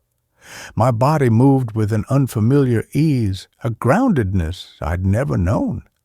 The warehouse hallway didn't feel oppressive anymore. It felt like a corridor, a passage. As I walked down the stairs, the dragging sound didn't follow me. It stayed in the sterile room with Eris and the recorder. But the thumping was there, deep, rhythmic, the heartbeat of the sea, of the earth, of the life that had finally found its way home. My boots, his boots, scuffed and salt-stained, made solid, steady sounds on the concrete steps. No tremor, no fear. Just the weight of the smooth gray stone in my pocket, and the quiet certainty that the path ahead, however dark, was finally my own. I am Elias. I remember the cliff. I remember the sea. I remember the shadow. And I am not afraid to go back. The city lights blurred outside the grimy lobby window, not as a place I belonged, but as a distant shore I'd already left behind. The salt wind called. I turned towards it, the $100 bill crumpled forgotten in my fist, already dissolving into the tide of a deeper, truer memory. The dream was over. The life had just begun. And with that, this story comes to an end. Let's move on to the next one. My phone predicts messages before I type them, and they're not my thoughts. It began with autocorrect, not the usual infuriating substitutions, duck for fuck, pork for work, but something subtler, colder, insidious. I was texting Mira, my sister, about Ben's school play. He's so nervous about his lines, I typed. The predictive text bar above the keyboard didn't offer lines, roll, or stage. It offered cut, just that, bold, centered, glowing, faintly blue. I deleted it, typed lines. The phone vibrated, a soft, unfamiliar pulse, not the sharp buzz of a notification, but a deep, resonant thrum, like the basement hum. The predictive bar flickered. Cut them out. I dropped the phone. It clattered on the kitchen counter, screen up. The message to Mira was still unsent. The predictive bar was blank again. Glitch. Firmware update. Stress. I picked it up, wiped the screen with my sleeve, and sent the message. He's so nervous about his lines. Wish you were here. Mira's reply came instantly. Me too. Break a leg, Ben. Normal, warm, safe. I almost convinced myself. Almost.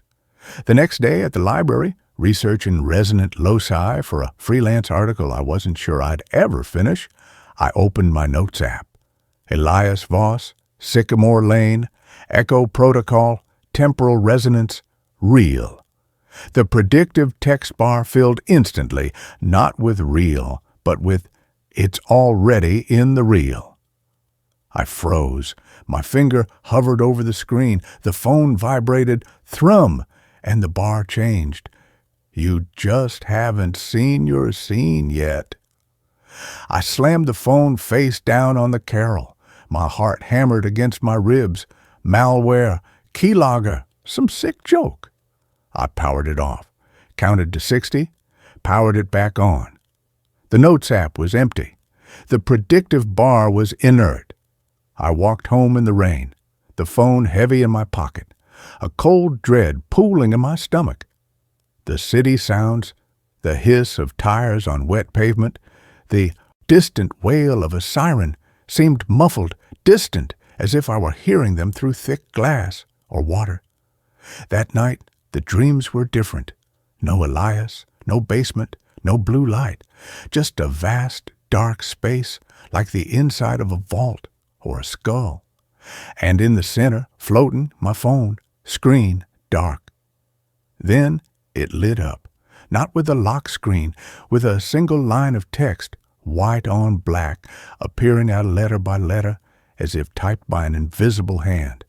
Hello, Cassian, we've been waiting for you to look down. The screen went black, lit up again. Your fingers know the way. Black. Let them type. I woke gasping, my right hand clenched into a fist, the muscles in my forearm aching as if I'd been typing for hours.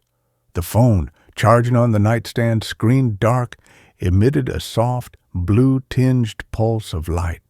Once, like a heartbeat. Thrum. I didn't touch it. The next morning, the predictive text stopped being subtle. I opened my email. Composed a new message to a potential client. Following up on our conversation. Predictive bar. About the door. I deleted it. Typed about the project. Predictive bar. The one you keep trying to open. Thrum.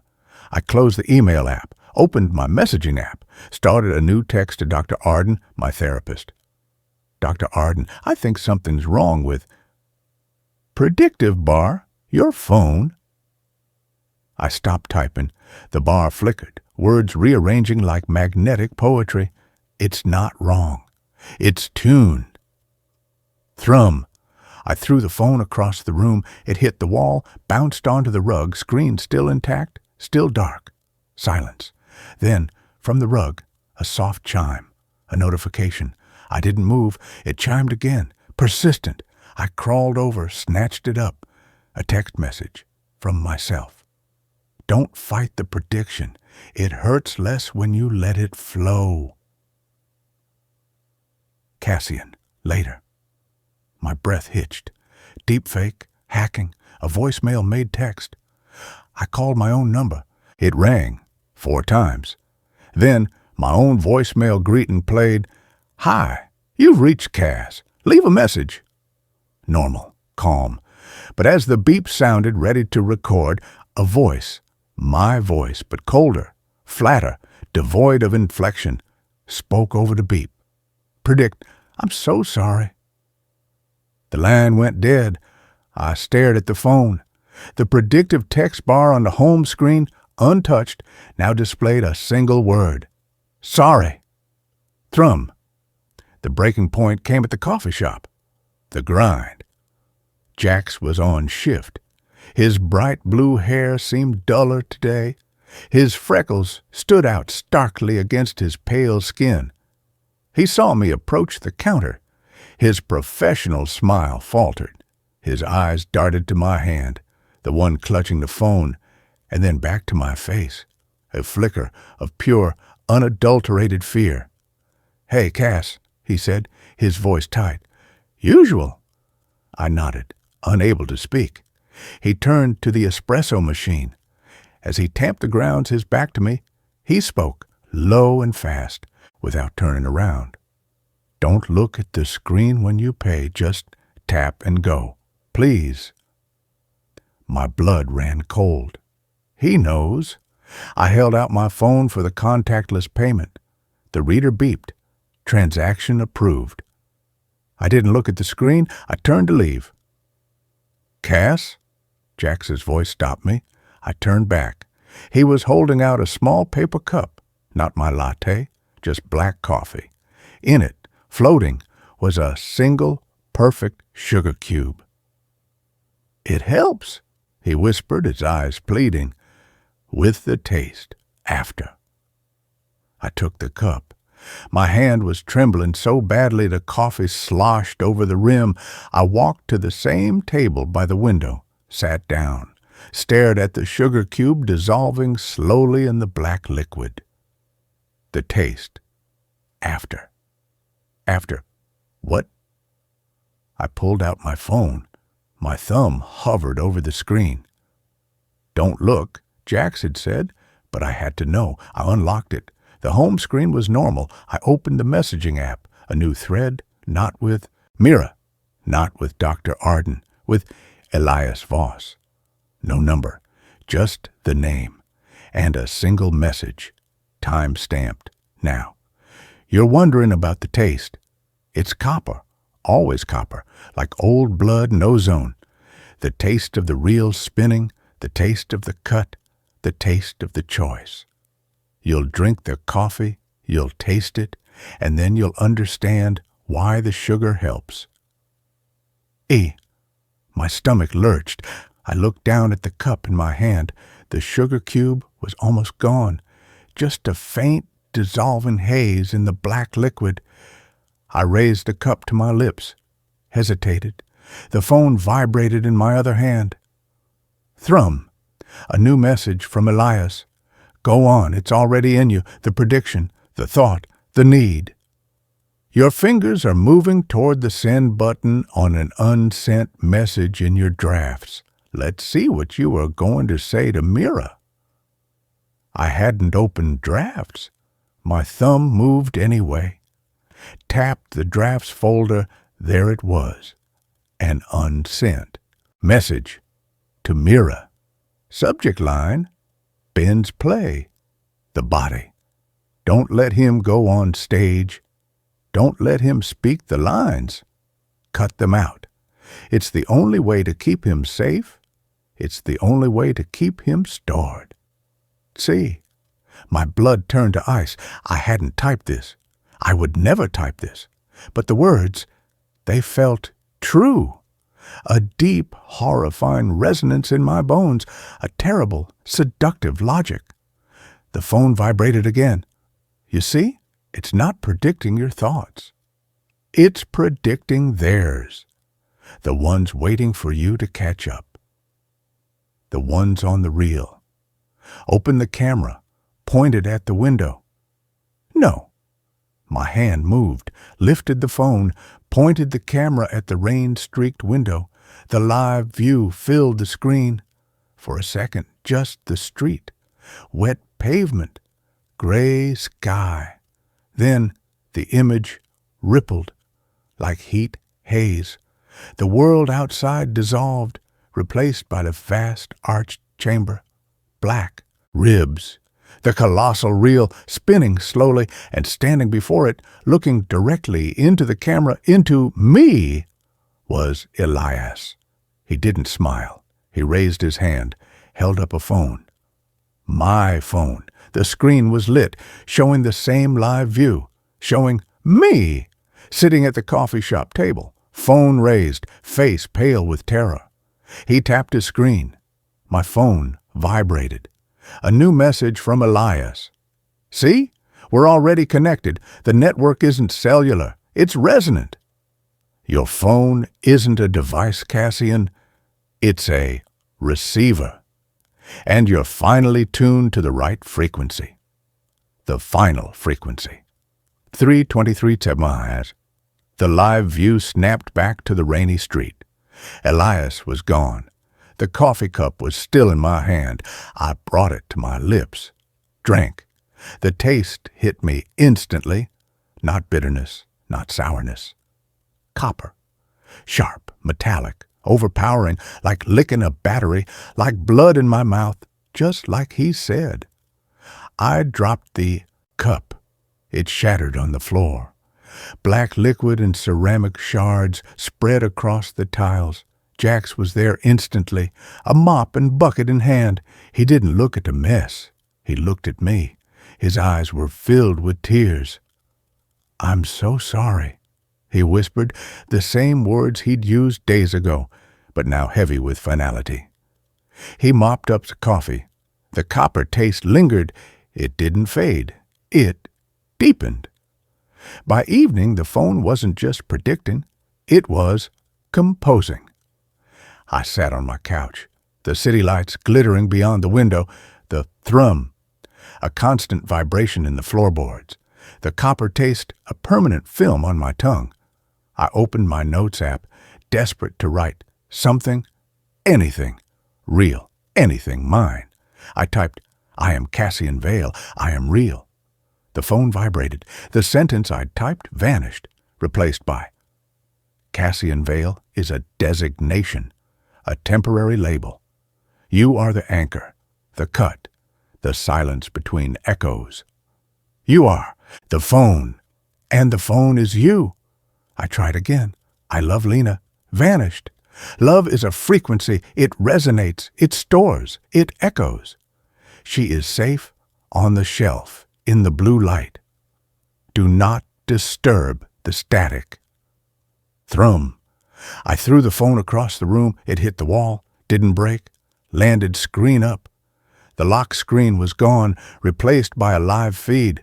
Not the street. The basement of the Sycamore Arms building, Lab 3. The door was open. The blue light pulsed.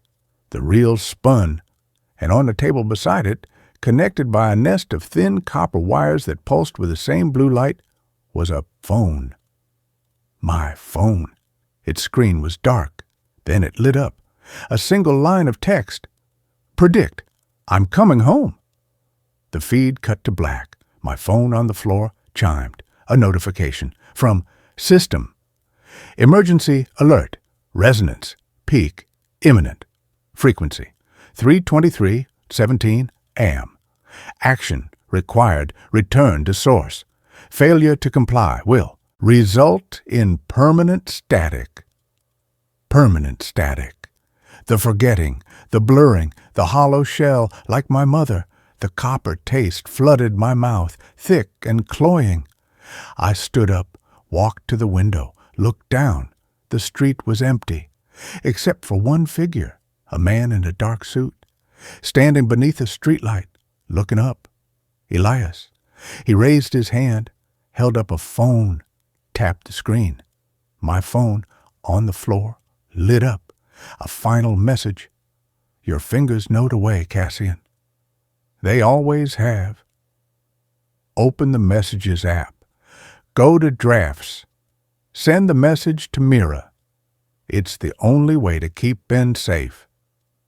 It's the only way to keep him whole. Do it. Before the door closes. Before the reel stops. Before you forget why you made the cut. E and C. I walked to the phone, picked it up. The screen was warm. The copper taste was overwhelming. I opened the Messages app. Went to Drafts. The unsent message to Mira glowed. Don't let him go on stage.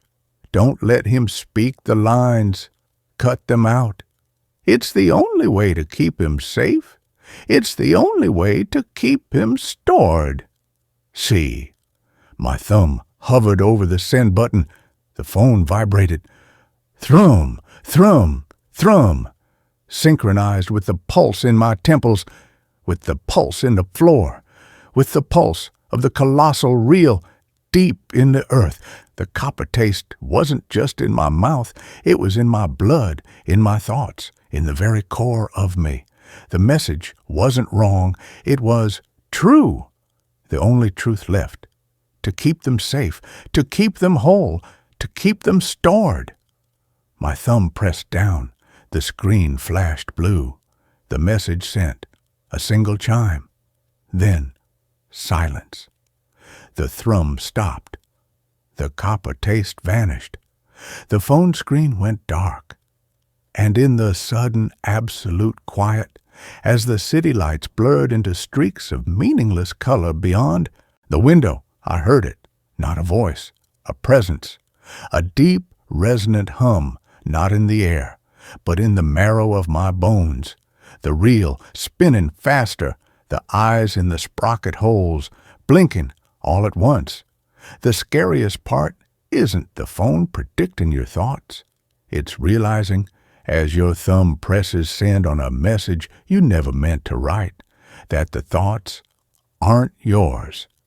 They're the echo, and the phone was just the first door.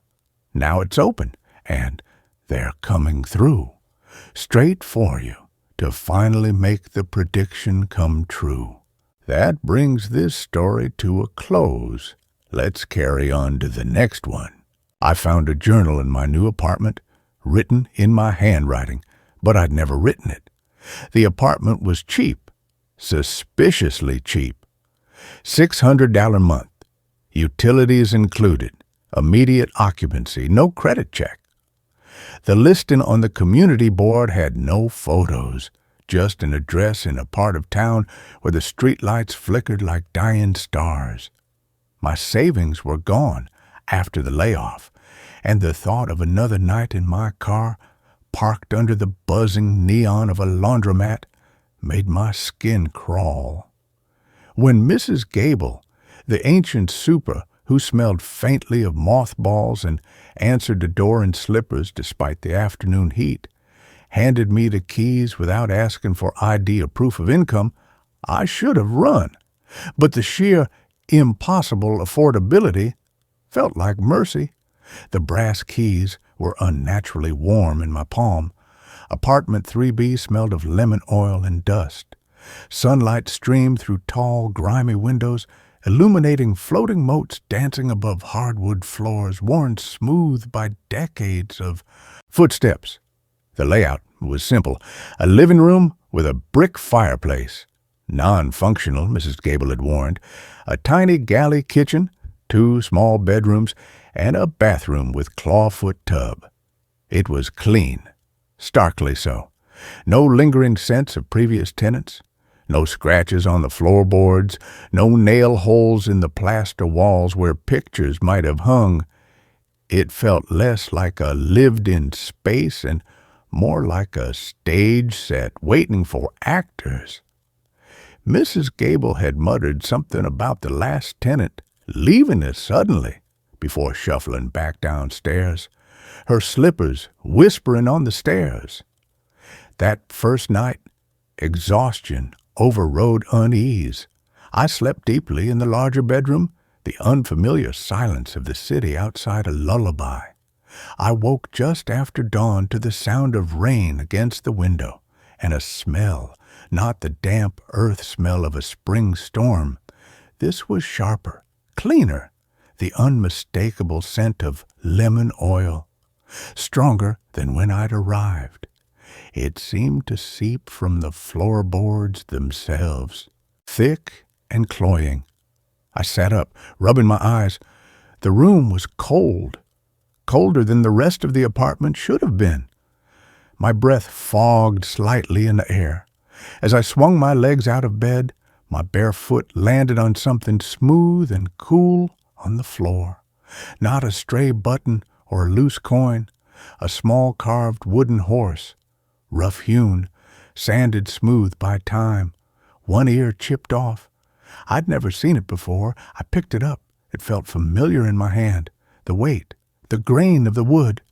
A flicker of memory surfaced. My grandfather's workshop, the smell of sawdust, his large hands guiding mine as I clumsily shaped a block of pine. But I'd never carved anything. I'd never met my grandfather. He died before I was born. I tucked the horse into my pocket, dismissing it as a forgotten toy left by the previous tenant. The lemon smell faded as the sun burned off the rain. 2 days later, while unpacking boxes in the smaller bedroom, the one I planned to use as an office, I found it tucked behind the radiator, wedged in the gap between the cast iron and the baseboard. A journal bound in cracked brown leather, the cover soft with age. No title, just a single embossed initial on the front. My initial. My stomach did a slow, cold roll. I opened it. The first page was dated 3 weeks ago, October 12th. The handwriting. It was mine. Down to the slight upward flick on the Y, the way I dotted my I's with a little circle instead of a dot. But I hadn't written this. I'd been crashing on my friend's couch 3 weeks ago, scrolling through job boards until 3 a.m., surviving on instant noodles. I hadn't touched a pen in months. October 12th. Moved into 3B today. Mrs. Gable seems nice enough, if a bit distant. The place is clean, quiet, too quiet. Feels like it's holding its breath. Found the wooden horse under the bed. Leo's horse. How did it get here? I buried it with him. Or I thought I did. The lemon smell is strong tonight. Stronger than at the old house. It always comes before... Before what? The entry ended abruptly. My hands trembled. Leo? I didn't know anyone named Leo. I flipped to the next page. October 15th. The cold spot near the closet is back, like standing in a walk-in freezer. Saw her again today in the mirror, just for a second. My face, but older, tired, eyes full of a grief I don't remember carrying. She smiled, or tried to. It looked like pain. Mrs. Gable says the building remembers things. People, especially the ones who leave pieces of themselves behind.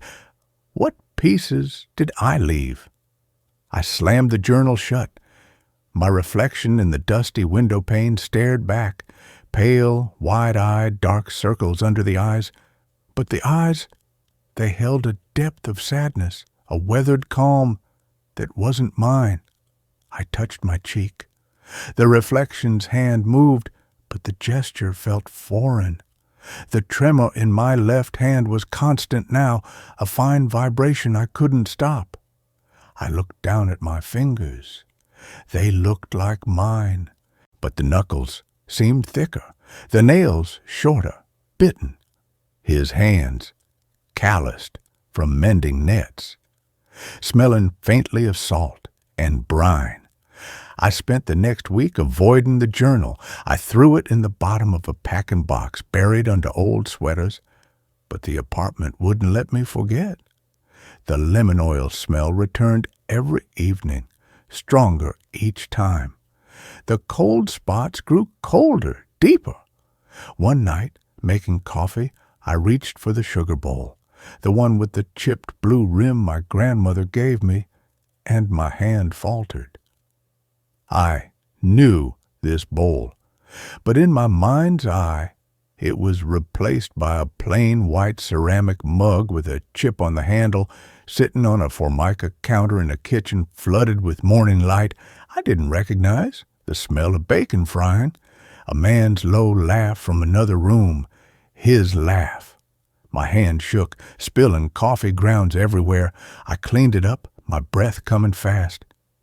Sleep deprivation, that's all, just sleep deprivation. But the dreams came, not borrowed, lived. I stood on a cliff edge under a bruised purple twilight sky. Below, a churning sea crashed against black rocks. The wind whipped my hair, but longer, darker. I wore a heavy fisherman's sweater that smelled of salt and pipe smoke. In my hand, I held a smooth gray stone, worn by the sea. I knew this stone, knew the weight of it, knew the exact spot on the cliff where the best skipping stones could be found. A deep, wordless contentment filled me, a feeling utterly alien to my own perpetually anxious life.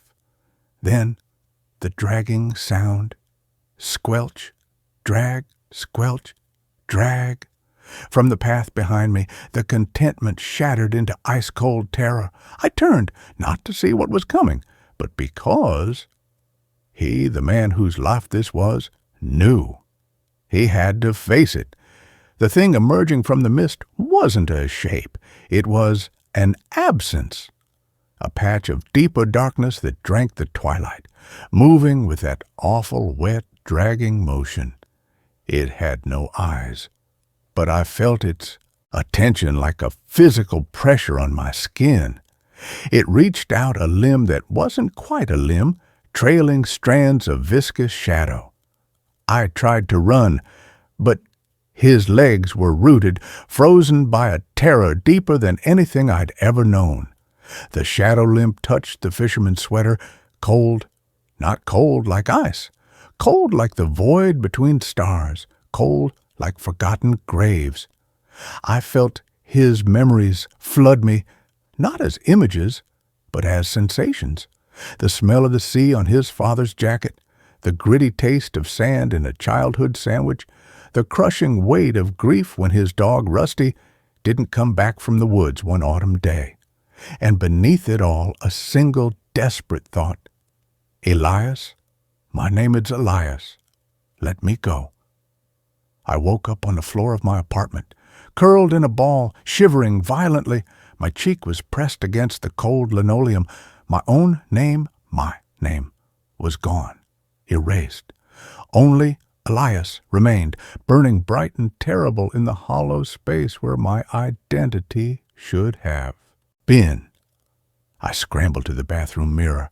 My face stared back, pale, wide-eyed, dark circles under the eyes. But the eyes, they held a depth of sadness, a weathered calm that wasn't mine. I touched my cheek. The reflection's hand moved, but the gesture felt foreign. The tremor in my left hand was constant now, a fine vibration I couldn't stop. I looked down at my fingers. They looked like mine, but the knuckles seemed thicker, the nails shorter, bitten.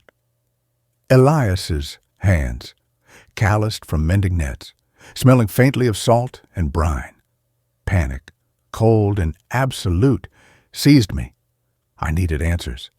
I dug the journal out of the box, flipped past the entries about the cold spots and the mirror woman, found the one that explained everything. October 28th, Mrs. Gable finally told me. About Eleanor. Lived here 63 years. Came as a bride. Left as a widow, carrying only a suitcase. She forgot to take the rest. The apartment remembers what people forget. Sometimes it tries to give it back, but it doesn't give back to Eleanor. It gives back to the vessel, to the one who fits the shape of the grief, the shape of the love, the shape of the name. My name isn't Jonah anymore. It hasn't been since I walked through that door. The journal knows, the walls know, the lemon oil knows. I am Elias. I am the man who loved the sea. I am the man who lost Rusty. I am the man who stands on the cliff and faces the shadow. The journal is my anchor, my tether to the life I'm becoming. Without it, I'd dissolve completely, become just another ghost in these walls. So I write.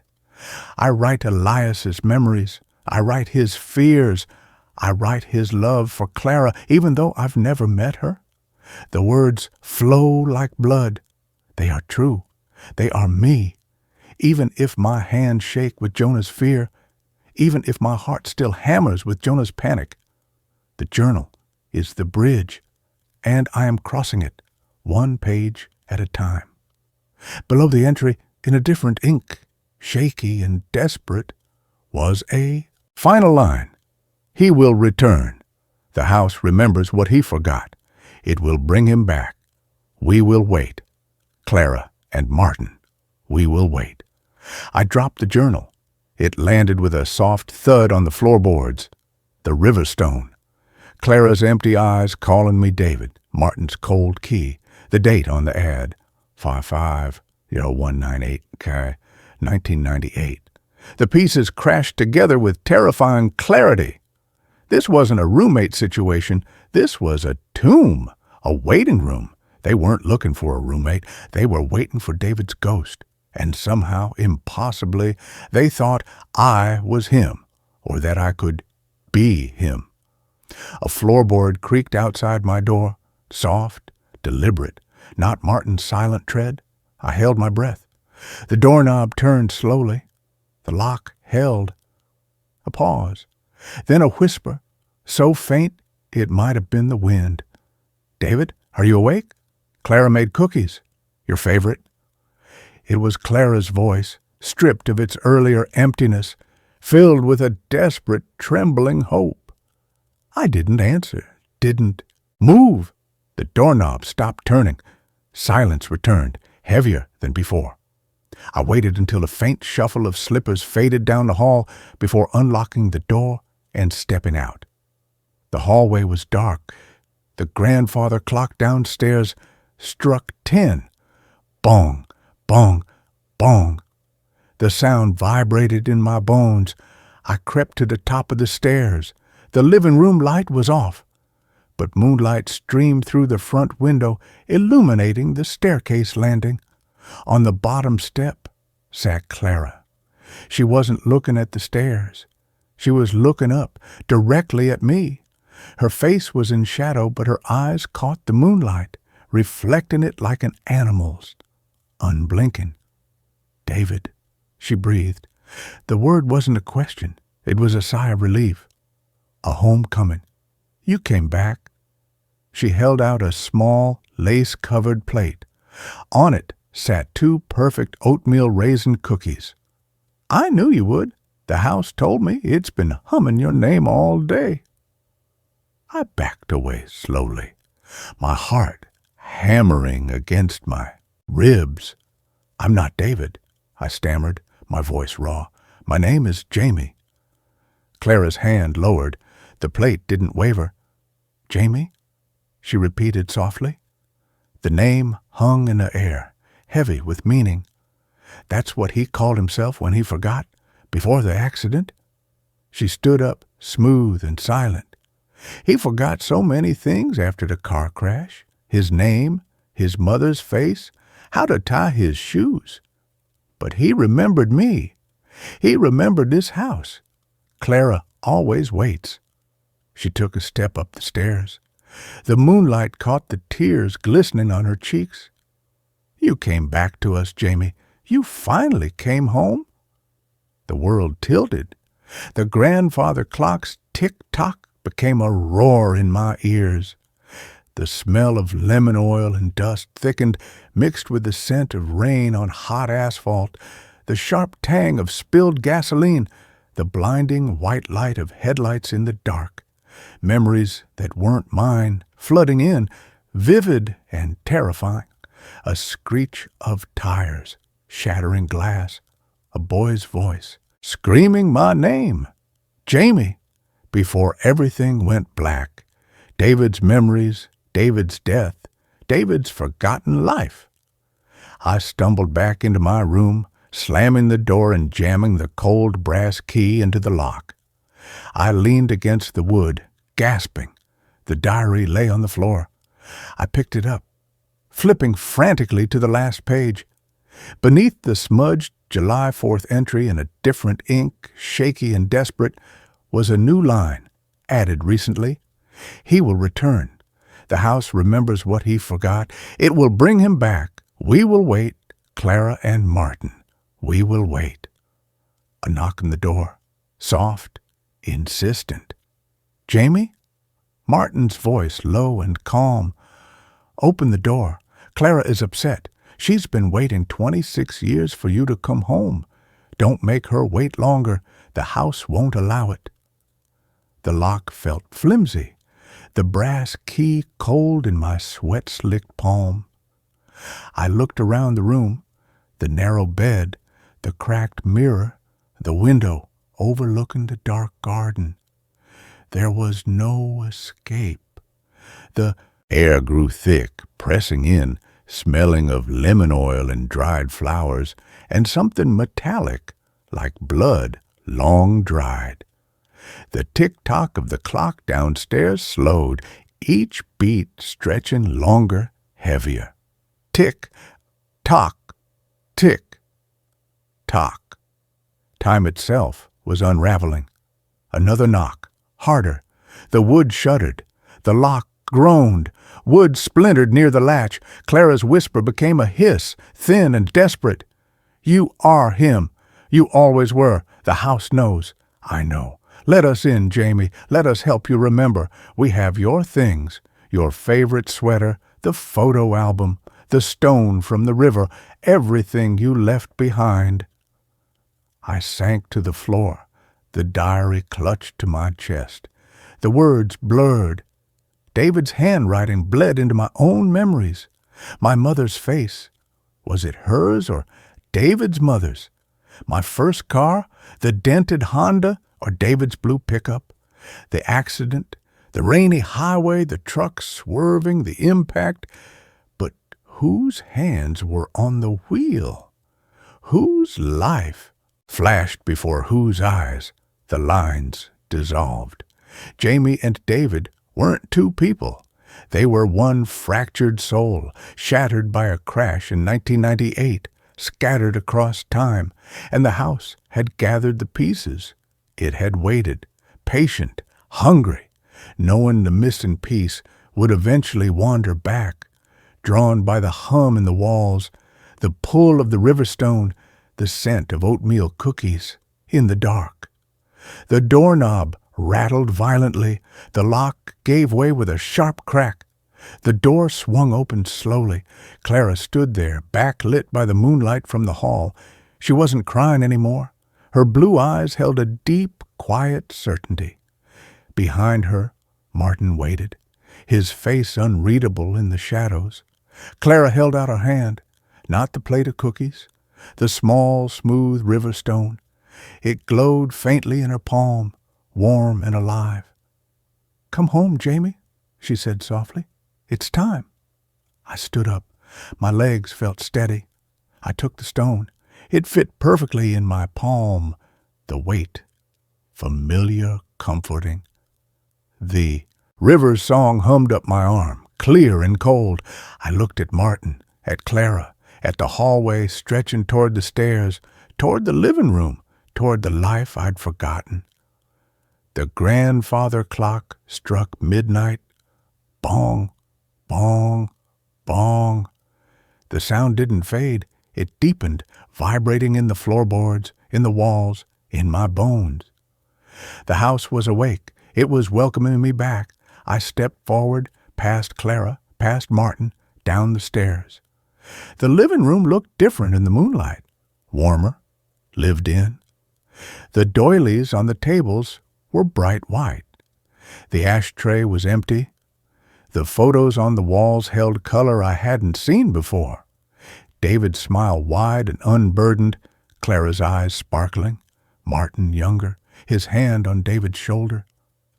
I walked to the chair by the cold fireplace, the one Clara had set a place for. I sat down. The leather was soft under me, familiar. Clara followed, placing the plate of cookies on the coffee table.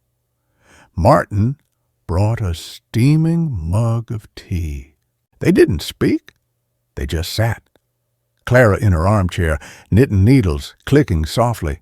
Martin in the other chair, reading a newspaper dated June 15th, 1998. The grandfather clock ticked steadily. Tick-tock, tick-tock. They're normal, peaceful. I picked up a cookie, oatmeal raisin, my favorite. The taste exploded on my tongue, sweet, chewy, warm. A memory surfaced, clear and bright. Clara teaching me to bake in this very kitchen, flour dust in her nose, laughing as I burned the first batch. "Patience, David," she'd said. "Good things take time." David, Jamie. The names blurred, then merged. I was David. I was Jamie. I was the boy who loved the river, the boy who forgot, the boy who was remembered. I sipped the tea, Earl Grey, just how I liked it. The steam warmed my face. Outside, the city sounds faded. All I heard was the clock, Clara's knitting needles, the rustle of Martin's newspaper. The hum in the walls wasn't eerie anymore. It was a lullaby, a welcome home. I looked down at the river stone in my hand. It glowed softly in the moonlight. I closed my fingers around it. The house sighed around me, a deep, contented sound in the floorboards. Clara's knitting needles paused. She looked up, her blue eyes meeting mine. A slow, genuine smile spread across her face, not empty, not desperate, filled with a love that had waited 26 years to be seen. "Welcome home, Jamie," she whispered. I smiled back. The name felt right. It always had. I took another bite of the cookie. The river song hummed in my veins. The clock ticked. The house held its breath. And I finally remembered I am home. I have always been home. The waiting is over. The stone is warm. The tea is hot. Clara's smile is real. And I will never leave again. The house won't let me. It never did. It just waited. It always waits. For the boy who forgets. For the boy who remembers. For the boy who comes home. I am Jamie. I am David. I am the river's song. I am the stone. I am the house. I am home. Forever. And with that, this story comes to an end. Let's move on to the next one. My dreams are starting to replace my real memories. It began with the taste of strawberries. Not the bland, watery supermarket kind I usually bought, but the sharp, sun-warmed burst of flavor from the wild patch behind my grandmother's house in Vermont. I hadn't been there since I was 12. Yet, standing in my sterile kitchenette, pouring stale coffee into a chipped mug, I could taste them. Vivid, real, the tiny seeds catching between my teeth, the juice running sticky down my chin. I hadn't eaten strawberries in months. The memory hit me with such force I dropped the mug. It shattered on the linoleum, brown liquid spreading like a stain. But the taste lingered, impossibly bright, long after the coffee smell faded. That was the first crack, small, dismissible, a nostalgic glitch. But the cracks widened. A week later, during a tedious Tuesday meeting about quarterly projections, I found myself staring at Dave from accounting's receding hairline and suddenly knew he had a third-floor apartment overlooking the river with a blue balcony.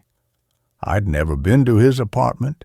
I didn't even know he lived near the river, but the image was there.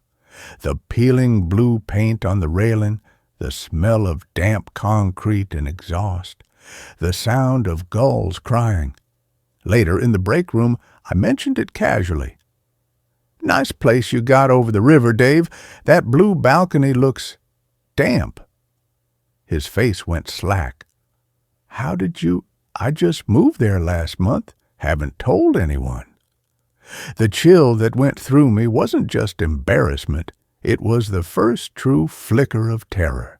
That memory wasn't mine. It wasn't a dream I recalled. It had simply overwritten my knowledge of Dave, seamless and complete. Then came the dreams. Not the usual jumble of anxieties and forgotten faces, but hyper-real, coherent narratives that felt less like sleep and more like time spent elsewhere. In one, I was a lighthouse keeper on a jagged, storm-lashed island.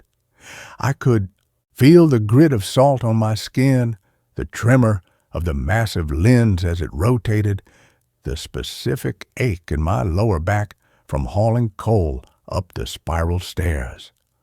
I woke with the taste of brine on my lips and the phantom weight of a heavy brass key in my pocket.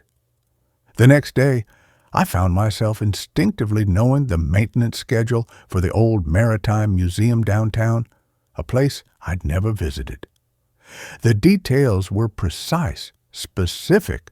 The brand of oil used on the Fresnel lens replica, the exact squeak of the third stair on the tower access.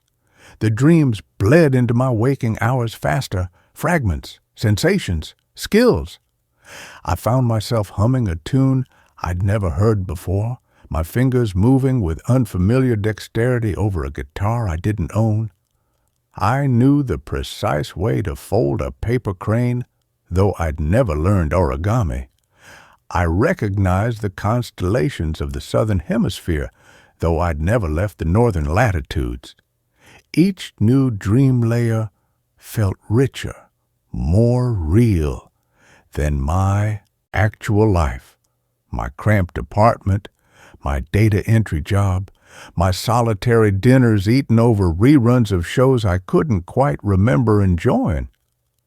The real memories started to fray at the edges. I'd reach for a memory, a birthday party, a first kiss, a conversation with my mother, and find it thinner, fainter, like an old photograph left in the sun.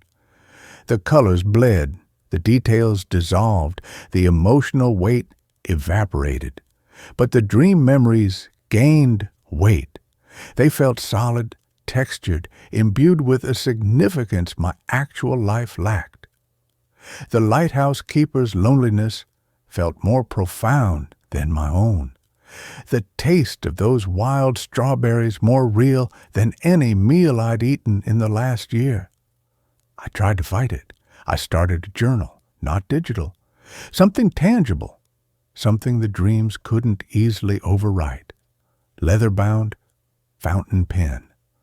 I wrote down everything I could remember about my real life, my street address, my mother's maiden name, the color of my first car, the name of my childhood best friend, the exact layout of my grandmother's house, the real one, not the dream version with the impossible strawberry patch. I wrote about mundane things, the brand of toothpaste I used, the route I took to work, the serial number on my laptop. Anchors. I kept the journal locked in a small safe bolted to the floor of my closet. The first time I opened it after a particularly vivid dream, a week spent as a botanical illustrator in a sun-drenched Parisian garret, sketching rare orchids. I felt sick. The entries were still there, but the handwriting, it was subtly different. The loops were tighter, the strokes more precise, more fluid. It was my hand, but honed, refined, like the hand of the illustrator, and the memories felt distant, like reading about a stranger. The taste of my real toothpaste was a vague concept, while the scent of the orchid ink from the dream was sharp and immediate in my nostrils. Worse, the safe itself felt alien. The cold metal, the click of the combination lock, it triggered a memory of a different safe, hidden behind a false panel in a library in Prague, filled with stolen maps. The Prague memory felt more real than the safe under my own fingers. I stopped opening the journal. The anchors were dragging me down, not holding me fast. The dream lives were brighter, more vivid, more meaningful. Why cling to the gray monotony of Eli Vance, data processor, when I could be Elara, the lighthouse keeper who spoke to the gulls? Or Matteo, the Parisian illustrator who knew the secret language of flowers? Their memories were clean, unburdened by the petty frustrations and quiet disappointments of my real existence. Their sorrows felt epic, their joys pure. My real life felt like a poorly written draft, while the dream lives were the final, polished manuscript. The replacement accelerated. I'd wake up and have to consciously remember my name, my address, my job. It took effort, like recalling a character from a book I'd read long ago, but the dream identity was immediate, effortless. I'd look in the mirror and see a flicker of Elara's sharp cheekbones beneath my own tired face, or Matteo's intense dark eyes staring back from my own pale blue ones. My reflection became a stranger wearing a mask I was slowly forgetting how to wear. Then came the night of the storm. Rain lashed against the windows, wind howling like a banshee. I'd just woken from a dream so intense it left me breathless. I was a child again, but not my childhood. I was running through a moonlit forest, barefoot, the needle-strewn earth soft under my feet. I was chasing fireflies, their cold light winking through the ancient pines. I knew the name of every tree, the call of every night bird.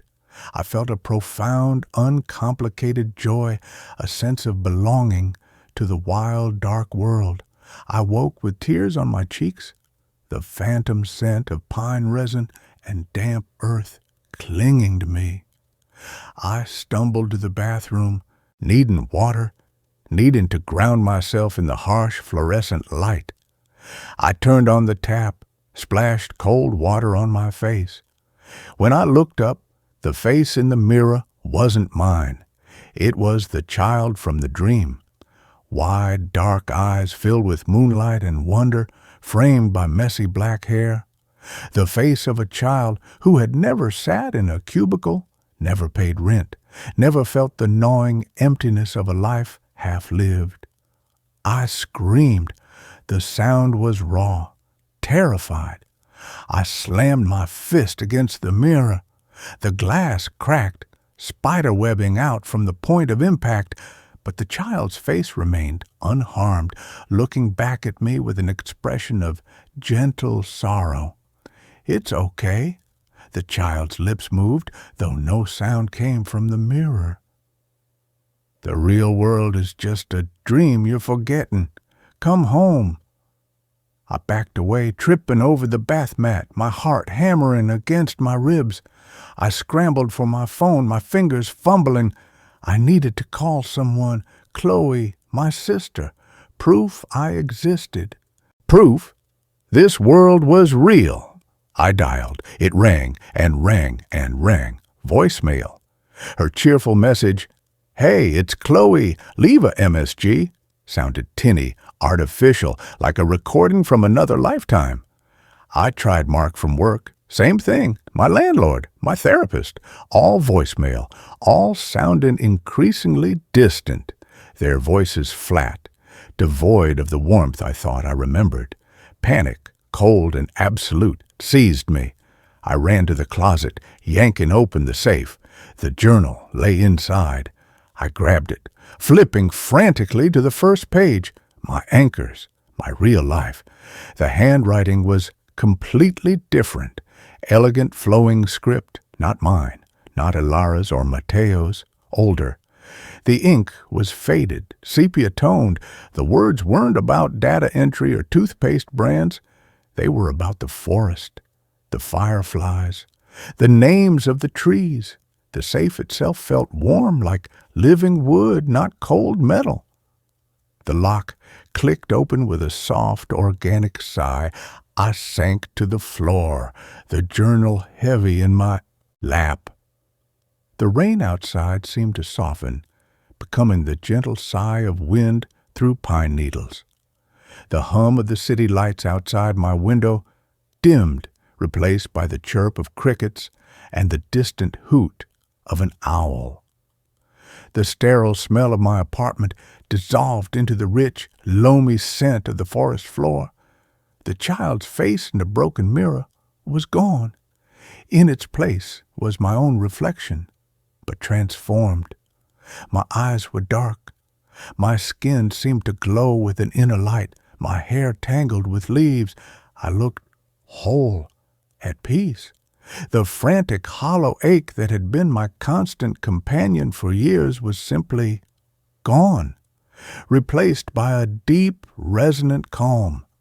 I understood then. The dreams weren't replacing my memories. They were correcting them.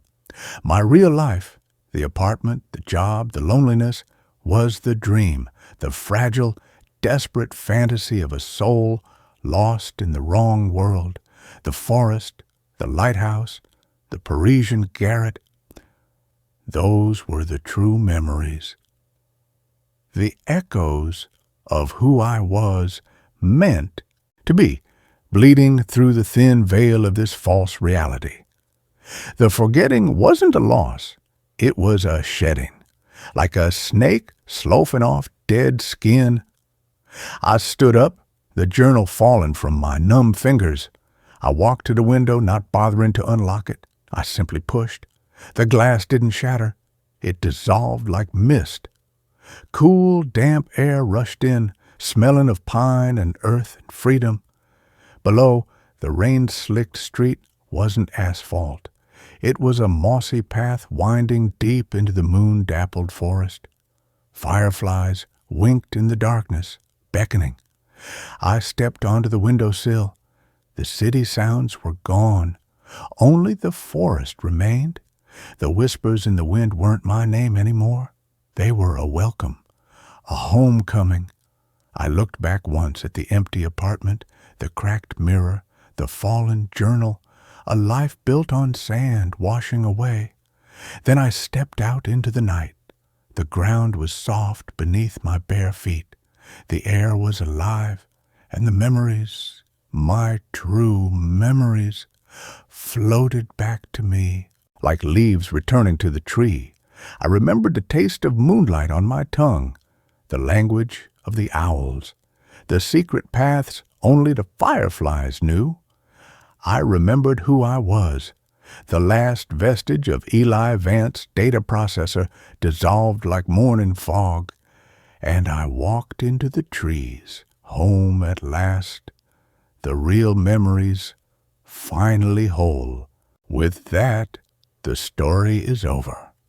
Let's move to the next story. A stranger sent me my future diary, and today's entry is missing. The package arrived on a Tuesday. Rain slashed against the window of my studio apartment, a shoebox above Mrs. Gable's laundromat that smelled perpetually of wet wool and detergent. I'd just gotten home from another soul-crushing shift at Data Key Solutions, where I processed insurance claims for people whose lives were reduced to denial codes and deductible percentages. My hand still smelled faintly of toner from the malfunctioning copier. The box sat on my doormat, wrapped in brown paper, no return address, just my name and apartment number, written in precise looping cursive that looked unnervingly familiar. Like my own handwriting after 3 cups of coffee, but smoother, calmer. I almost threw it away. Unsolicited packages are how you get anthrax or crypto mining scams these days. But the weight felt wrong for anthrax, light, almost papery. And the handwriting, it tugged at something. I brought it. Inside, dumped my keys and damp coat on the rickety table by the door and slit the tape with a paring knife from the kitchenette. Inside, nestled in crumpled newsprint, was a book, not a notebook, a book, bound in cracked dark green leather, the cover worn smooth at the edges. No title, just a single silver clasp holding it shut. It felt cold, heavy. I undid the clasp. The pages were thick, creamy paper, filled edge to edge with that same looping cursive. My breath hitched. It was my handwriting, every slant of the Y, every slightly too large capital I. The way I dotted my I's with a deliberate heavy tap.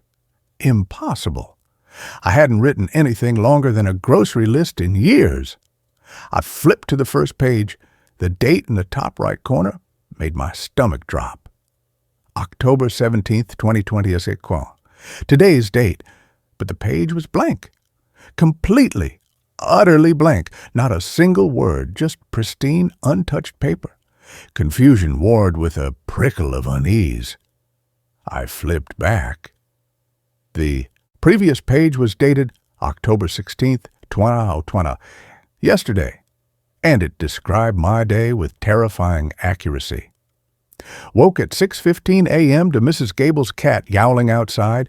Shower lukewarm again. Burned the toast. Took bus number 42, the one with the broken AC that smells like feet.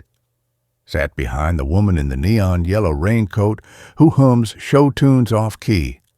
Got to data key at 8:47. Brenda from HR cornered me by the coffee machine. Something about updated W-9 forms. Felt a migraine coming on around 10 a.m. Ate the sad tuna sandwich from the deli downstairs for lunch. The copier jammed again during the Henderson file. Left at 5:02 p.m. Rained harder on the walk home. Mrs. Gable yelled at Mr. Peterson about his dryer lint trap. Ordered greasy lo mein. Watched reruns until I fell asleep on the couch at 10:30. Every detail was there. The neon yellow raincoat, the specific grating hum of memory from Cats. The exact time the copier spat out my documents like confetti. The texture of the cheap lo mein noodles. My hand started trembling. I flipped forward. The page for October 15th detailed my weekend, boring, accurate.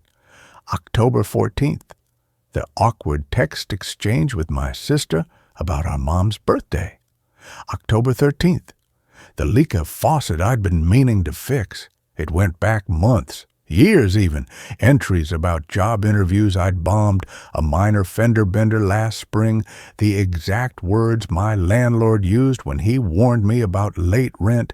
It was my life, my past life, down to the brand of ibuprofen I kept in the bathroom cabinet. But today's page was blank. I slammed the book shut, the clap of leather loud in the small, quiet apartment. My heart hammered against my ribs like a trapped bird. Who sent this? How? The handwriting, it was mine. But I hadn't written this. I couldn't have. I didn't know what today held beyond the usual grind. Unless this was some kind of elaborate, deeply unsettling prank. Maybe Mark from accounting? He'd always had a weird sense of humor. But Mark didn't know about Brenda's W-9 forms cornering or the specific hum of the woman on the bus. No one did. I called Mark, straight to voicemail. I texted him, "Dude, did you send me a weird leather book?" No reply. I called my sister, Chloe. She answered on the third ring, breathless. "Mark, Hey, what's up? You sound weird. Chloe, did you send me something? A book? In the mail? A book? No. Why? You okay? You sound pale. She paused. Wait, is this about that weird envelope you got yesterday? The one with no return address? My blood turned to ice. Yesterday? What envelope? The one you texted me about. You said it was heavy, smelled like old paper, and you were freaked out because the handwriting looked like yours but wasn't. You said you hadn't opened it yet. I didn't get any envelope yesterday, Chloe, I swear. Silence on the line. Then, very slowly, Mark, I have the screenshot. You texted me at 7:03 p.m. last night. Picture of the envelope on your doormat. Said it gave you the creeps. I didn't send that text, Chloe. I was home alone all night. Watched The Office reruns. Fell asleep on the couch, just like the book said I would. Another pause, longer this time. Her voice was tight when she spoke again. Mark, look, maybe you're stressed. Work's been hell. Maybe you just forgot you texted me or sleep texted. I don't sleep text, Chloe. You know that. My voice cracked. The book said I fell asleep on the couch at 10:30. How would it know that if I didn't write it? Okay, she said, her tone shifting to careful calm. Okay, maybe it's a coincidence, or one of those AI things. You know, like those apps that generate journals based on your phone data. Scrape your calendar, your texts. I don't have a calendar app. I use a physical planner, and it doesn't know about Mrs. Gable's cat or the copier jamming on the Henderson file. It knows. Everything, Chloe, even the taste of the lo mein. Mark, breathe. Just don't open it again. Put it in a drawer. Throw it out. We'll talk tomorrow, okay? I'm worried about you. I hung up. The apartment felt suddenly airless. The hum of the refrigerator too loud.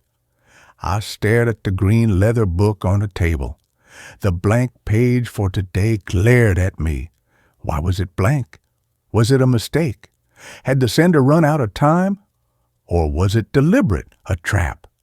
I needed proof this wasn't just me cracking under pressure. I needed an event the book couldn't have predicted. Something random. I grabbed my jacket and bolted out the door, down the creaking stairs, past the rhythmic thump, thump, thump of dryers, and into the rain-slicked street. I walked 10 blocks, past the usual bus stop, to a tiny, dingy pawn shop I'd never noticed before, tucked between a boarded-up bakery and a laundromat that wasn't Mrs. Gable's. The bell jangled as I pushed inside. Dust motes danced in the single shaft of gray light from a high window. The owner, a man with thick glasses and ink-stained fingers, barely looked up from a disassembled clock. "Can I help you?" he rasped. I need something specific. Tell me, what's the most worthless thing you have in here right now?" He blinked. Worthless? Yeah, the thing nobody would ever buy. The thing you'd throw out tomorrow. He scratched his stubble, considering. Then he shuffled to a shelf crammed with junk and pulled out a small chipped ceramic figurine. A sad-looking frog wearing a top hat, one leg broken off at the knee. "This," he said, "paid $1 for it at an estate sale. Been here 15 years. No one wants the damn thing. You can have it for $1." I bought it. The cold chipped ceramic felt alien in my palm. I walked straight home, the rain plastering my hair to my forehead, the frog clutched tight. I didn't take the bus. I needed the walk.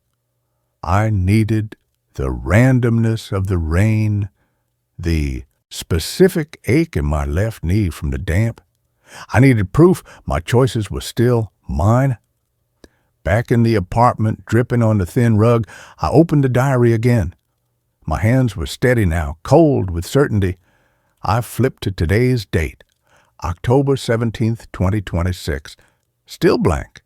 I turned to tomorrow's page, October 18th, 2026. Woke up with a ceramic frog on the pillow beside me, felt its cold weight, the crack along its back. Remembered buying it yesterday at Hank's Pawn and Loan on Elm and Fifth. The old man with the ink-stained fingers called it worthless. It isn't. It's proof. Proof that the book isn't just recording. It's anticipating. But today was blank. Why? Did I do something? Did I stop something? Or is the blankness the point? The silence before what? I hid the frog under the loose floorboard near the radiator. If someone comes looking for it, they won't find it. But I think they already know. I think the blank page is a warning or an invitation. The rain hasn't stopped. It sounds like fingers tapping on the window pane. Tapping, tapping, tapping.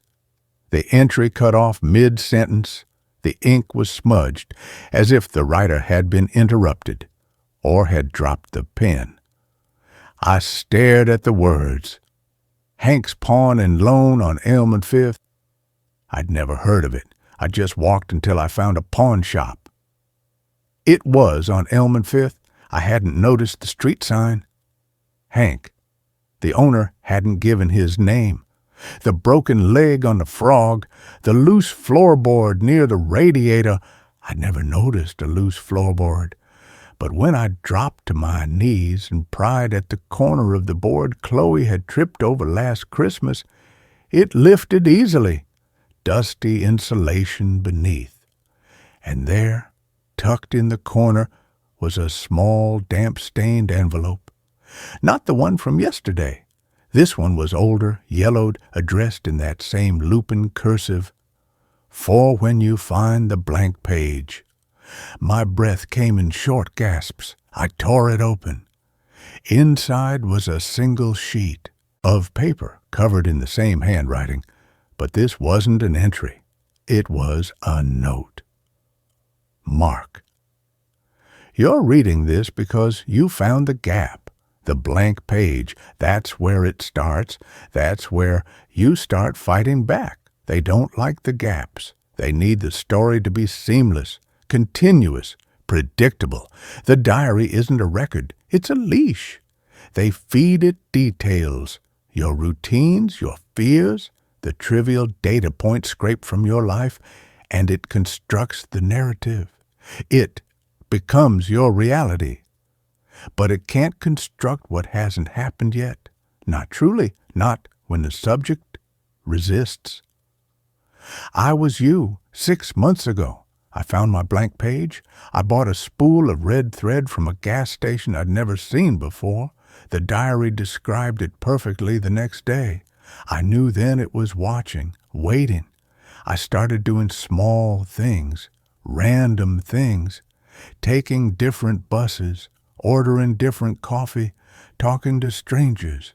The entries grew fuzzy, uncertain, sometimes wrong. That's when the tapping started. At first, just at night, like rain, then inside the walls, then inside my head.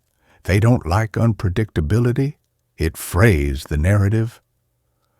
I hid this note where you'd look, where the pattern would lead you. They know you have the frog. They know about the floorboard. They know everything you do. But they don't know what you think. Not yet. That's the only space left. The gap. The blank page.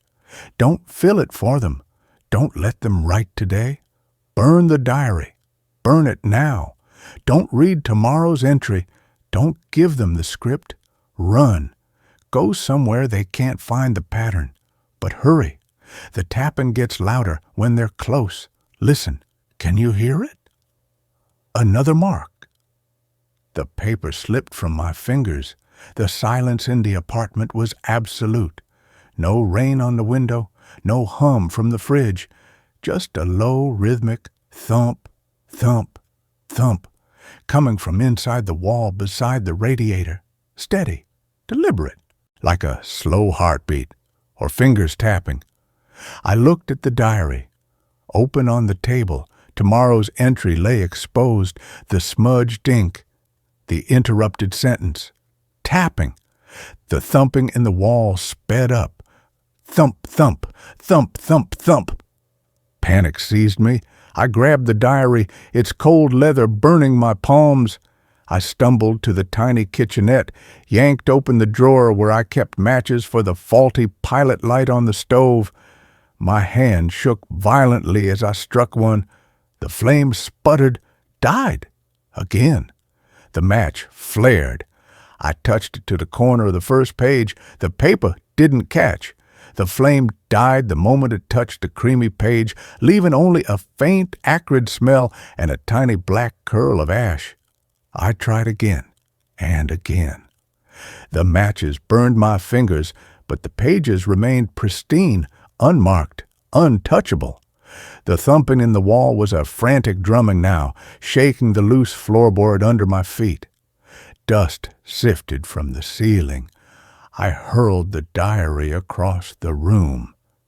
It hit the opposite wall with a soft thud and lay open on the floor.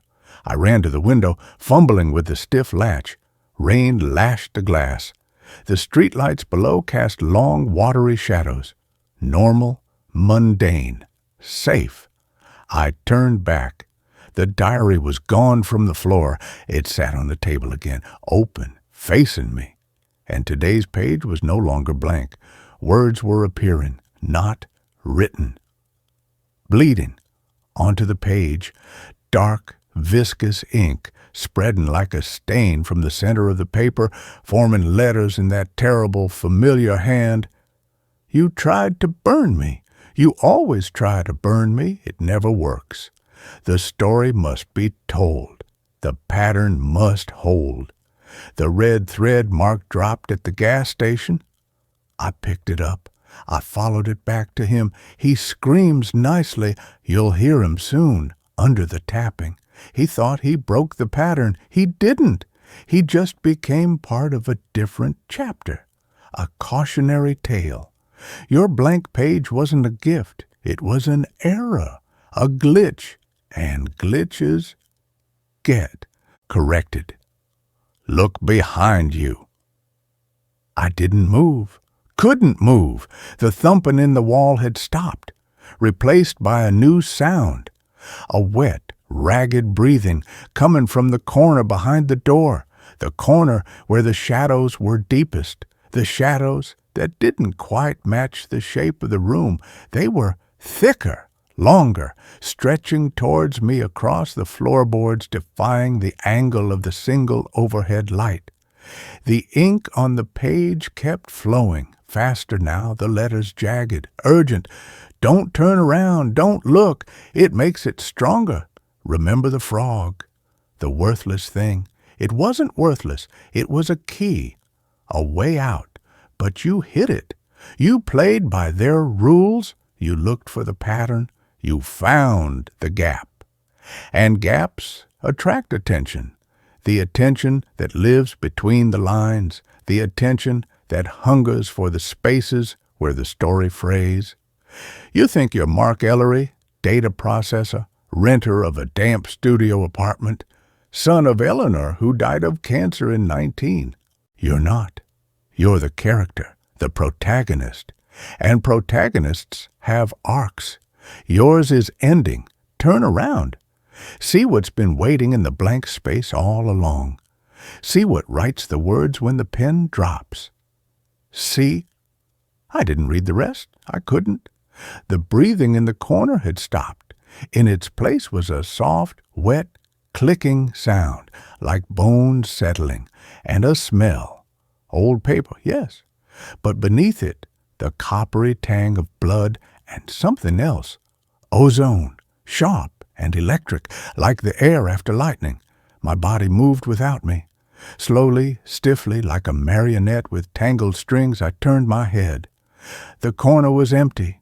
Relief sharp and dizzying, flooded me. Just shadows, just stress, just...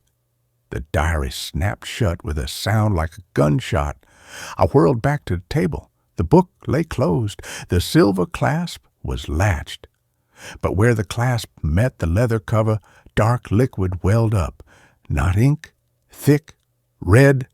It dripped onto the floorboards with a soft, rhythmic plink, plink, plink, plink, plink, plink, like a slow heartbeat or fingers tapping on a window pane. I looked down at my hands. My fingers were stained with the same dark red. I hadn't touched the book since I threw it. I hadn't touched anything. The dripping slowed, stopped. The silence that followed was deeper than before. Heavy, expectant. The kind of silence that presses against your eardrums. Then from the empty corner behind the door, a whisper. Not a voice I recognized, not human. It was the sound of pages turning rapidly in a vast dark library, the rustle of dry leaves in a forgotten grave, the static between radio stations. Page 1. It sighed. The words weren't heard with my ears. They vibrated in my teeth, in the marrow of my bones. Begin again. The green leather diary on the table began to vibrate, faintly at first, then violently, hopping against the wooden surface like a living thing trying to escape. The silver clasp glowed with a sickly, pale light. The red stain on the cover pulsed. I backed towards the window, my legs weak. The latch was still open a crack. Rain and cold air hissed through. Freedom, reality. Mrs. Gable's dryers thumped steadily downstairs, a normal sound, a real sound. I lunged for the window, wrenching it fully open.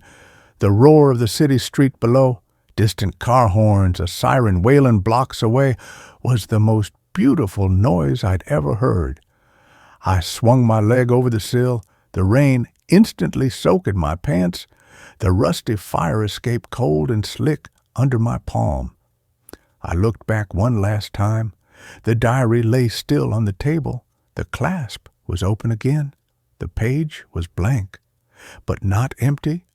Shimmering faintly in the dim light, as if written in frost or smoke, words were coalescing.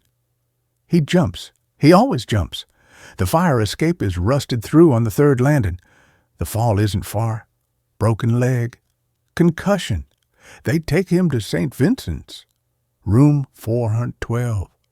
The nurse with the kind eyes gives him painkillers. He dreams of red thread. He dreams of tapping. He dreams of the blank page waiting for him when he wakes. The story pauses, but it does not end. It never ends. It only waits for the next mark, the next gap, the next blank page to fill, to own, to consume. Sleep now, Mark. The pattern holds. The pattern is... I didn't read the rest. I dropped onto the fire escape, the metal groaning under my weight. I scrambled down, ignoring the slippery rungs, the rain stinging my eyes. I hit the alley behind Mrs. Gable's with a jarring thud that shot pain up my spine. I ran, past overflowing dumpsters, under flickering streetlights, not stopping until I was 10 blocks away, hunched under the awning of an all-night diner, gasping, soaked to the skin, my heart trying to burst free from my chest. Inside the warm, greasy-smelling diner, fluorescent lights buzzed overhead.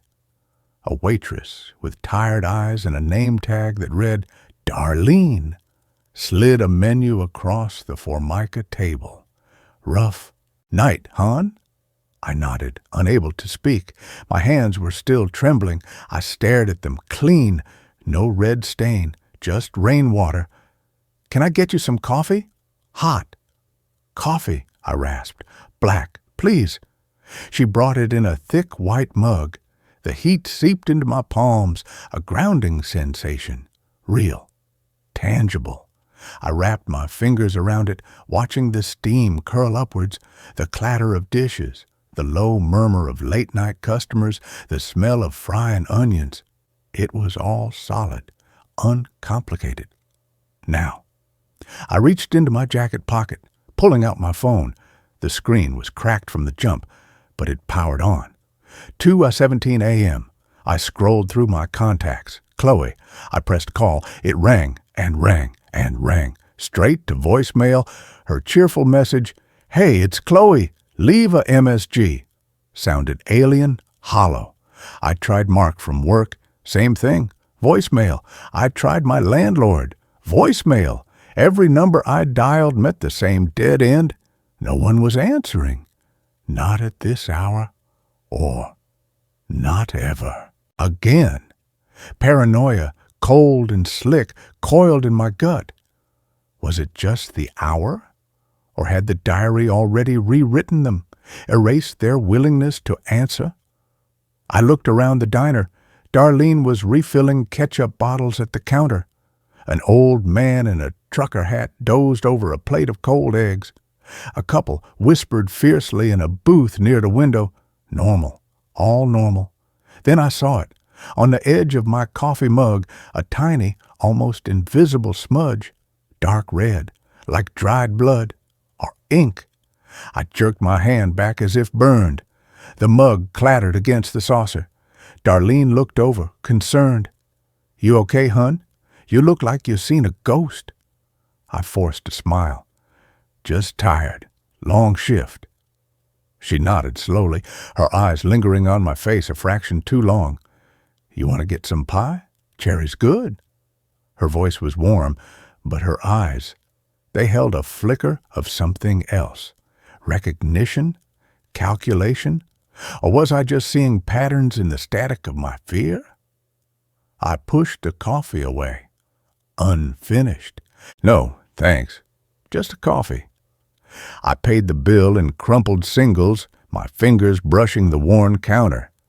As I turned to leave, Darlene called after me, her voice suddenly flat, devoid of its earlier warmth. "You left this behind." She held up the ceramic frog, the one with the broken leg, the one I'd hidden under the floorboard. Its cold, chipped surface gleamed under the fluorescent lights. Its single, painted eye stared blankly at nothing. I froze. I don't know what that is." Darlene's smile didn't reach her eyes. "Sure you do, Mark. It's yours. Always was. You just forgot where you left it." She placed it gently on the counter. "Take it. Things have a way of finding their way back to where they belong, especially the worthless things." I backed out of the diner, the little brass bell jangling like a death knell above the door. The rain had lessened to a drizzle. The city street was empty. No cars, no distant sirens, no sound at all except the dripping of water from the awning and the frantic thudding of my own heart. I didn't look back at the diner window. I couldn't. I just walked fast, turning corners at random, putting distance between me and the frog, between me and the blank page, between me and the tapping that I could still feel vibrating in my teeth, even over the city sounds slowly returning. The rumble of a distant bus, the bark of a dog. I walked for hours. Dawn was a gray smear on the horizon when I found myself standing on a bridge overlooking the river. The water churned dark and cold below. The first commuter trains rattled past on the tracks beside me, shaking the railing under my hands. Normal life resuming.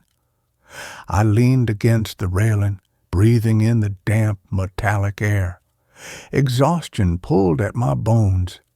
I was safe, out in the open, in the light. The diary couldn't follow me here, could it? I reached into my pocket, pulling out my phone again. The cracked screen. I needed to call someone, anyone, a crisis. Hotline, a police non-emergency line. I scrolled blindly, my thumb hovering over 911. Then I saw it.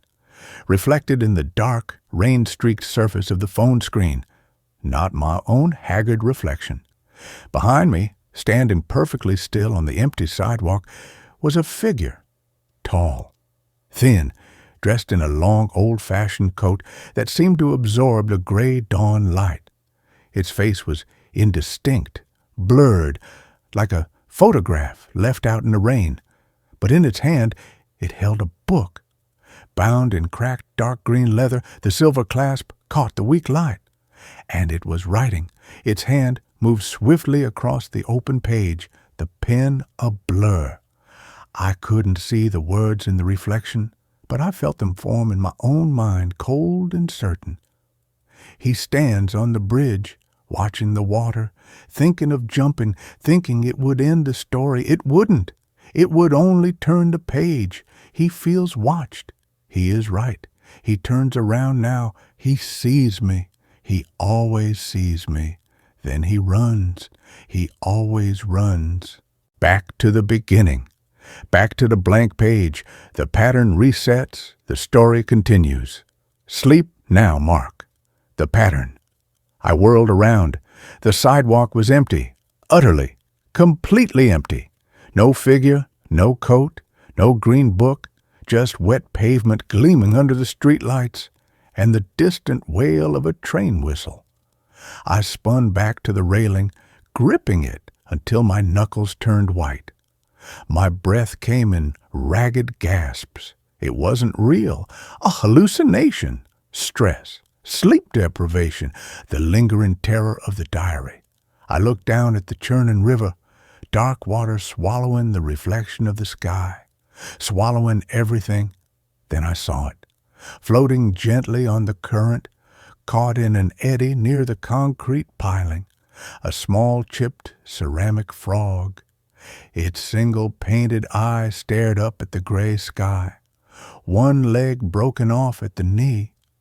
The phone slipped from my numb fingers, hitting the pavement with a sharp crack, the screen shattering completely. I didn't flinch. I just stared at the frog, bobbing on the dark water. From the pocket of my soaked jacket, a new sound began, faint at first, then louder, rhythmic, insistent. Thump, thump, thump. Not from the wall, not from the corner, from inside my own chest, my own heartbeat, but wrong, too slow, too heavy, like something else was beating inside me, something that had been waiting in the silence, something that knew the story by heart. I closed my eyes. The words formed behind my eyelids, written in that familiar looping hand on a field of perfect, terrifying white. Today's entry begins now. That brings this story to a close. Let's carry on to the next one. The sleep therapist who wouldn't let me wake up. My life had shrunk to the size of my bedroom and the hours between 2 and 5 a.m. For 2 years, sleep had been a country I was exiled from. I'd lie in the dark, my body a leaden weight of exhaustion, while my mind, a frantic, caged bird, beat itself against the bars of my skull. When sleep did come, it was no relief. It was a plunge into a maelstrom of fragmented, terrifying nightmares. The sensation of falling from a building that never ended, the frantic search for a lost item I couldn't name, the chillingly calm presence of a figure in the corner of a room, its features always just out of focus. I'd wake up with my heart hammering, drenched in a cold sweat, more tired than when I'd gone to bed. I had tried everything: melatonin, chamomile tea, meditation apps that filled my head with the infuriatingly calm voice of a man telling me to observe my thoughts. I'd seen doctors who prescribed pills that either didn't work or left me in a fog for the entire next day. My job was suffering. My friendships had become strained, my patience worn down to a single frayed nerve. I was a ghost haunting the edges of my own life, and I was desperate. That's when I first heard the name Dr. Alistair Finch. It was mentioned in a hushed, reverent tone by a colleague who'd had a cousin suffering from debilitating sleep paralysis. "He cured her," she'd said, her eyes wide. "Completely. He doesn't use drugs. It's some kind of neuro-linguistic hypnotherapy. He calls it dream weaving." The name sounded like something from a fantasy novel, but I was long past skepticism.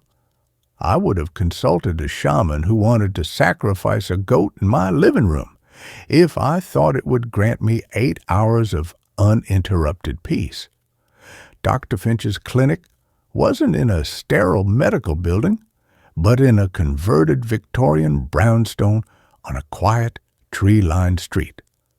The interior was a sanctuary of calm. The air smelled faintly of lavender and old books. There were no ticking clocks, only the gentle gurgle of a small fountain in the corner of the waiting room. Dr. Finch himself was the embodiment of this tranquility. He was an older man, perhaps in his late 60s, with a neatly trimmed silver beard, kind eyes magnified by wire-rimmed glasses, and a voice as soft and comforting as a weighted blanket. "Leo," he said, shaking my hand. His grip was firm and warm. "Thank you for coming. Insomnia is not a failure of will. It is a misalignment of narratives. Your waking mind and your sleeping mind are telling two different stories. My job is to help you make them agree on a plot." His confidence was hypnotic. In that first session, I poured out the whole miserable story of my last 2 years. He listened patiently, his head tilted, his gaze never leaving mine. He didn't take notes. He just listened. "Your subconscious is not your enemy, Leo," he explained when I had finished, my voice hoarse with emotion. "It is a frightened child, acting out in the only way it knows how. We are not going to silence it. We are going to teach it a new language. We are going to build it a safe place to live." His method, dream weaving, was unlike anything I'd experienced. It began with me reclining in the most comfortable leather chair I had ever sat in. The room was dimly lit, and through a set of high-end headphones, Dr. Finch would play a low, rhythmic hum, a binaural beat that seemed to vibrate deep inside my skull. Then his voice would begin, a gentle, melodic guide, walking me down a path of relaxation, limb by limb, thought by thought. The goal was to create what he called a lucid anchor, or a sanctum. It was a dream environment that I would build, detail by detail, in my waking mind, until it became so familiar that my subconscious would recognize it as a safe harbor. I chose a library, not just any library, but a specific one from my imagination. It had towering shelves of dark mahogany, a large crackling fireplace, and a vast domed ceiling that was a window to a calm, starry night sky. I chose the smell of old paper and leather, the weight of a specific velvet armchair, the taste of the warm tea in a ceramic mug I placed on a small table beside it. For the first few sessions, we just built. Dr. Finch's voice would guide me, asking the questions. "What kind of wood is the floor made from, Leo? Can you hear its gentle creak as you walk? What is the title of the book you're holding? Feel the texture of its cover." I was an architect of a world made of thought, and it worked. For the first time in years, I slept through the night. I didn't just sleep, I journeyed. I found myself in my library. It was exactly as I had imagined it, but infinitely more real. I could feel the warmth of the fire on my skin, run my fingers along the spines of 1,000 books. My night terrors were gone, replaced by a profound and restful peace. The change was miraculous. I woke up feeling refreshed, energized. The world seemed brighter, the colors more vivid. I was a new man. I told my friends, my family, my colleagues that Dr. Finch was a miracle worker. I was his most fervent evangelist. The therapy continued, and we went deeper. Now that the foundation is built, Dr. Finch said, his voice humming through the headphones, it is time to explore the rest of the castle. He encouraged me to open the doors of my library to see what my subconscious would create beyond it. The first time I did, I found a winding staircase that led up to an observatory where I could watch nebulae being born. Another door opened onto a sun-drenched beach, the waves lapping gently at the shore. My dream world was a paradise of my own making, and Dr. Finch was the key. It was about 2 months into the therapy that the first crack appeared in the perfect facade. Waking up started to become difficult. It wasn't the grogginess of sleeping pills. It was a deep, profound reluctance. The real world, with its deadlines and traffic and anxieties, felt so gray and dull compared to the vibrant, peaceful world I inhabited at night. Dr. Finch's session-ending countdown, his voice gently guiding me back to wakefulness, felt like an unwelcome intrusion. I started hitting the snooze button in the mornings, not for more sleep, but for a few more stolen moments in my dreamscape. Then came the first time I couldn't wake up on my own. It happened during a session.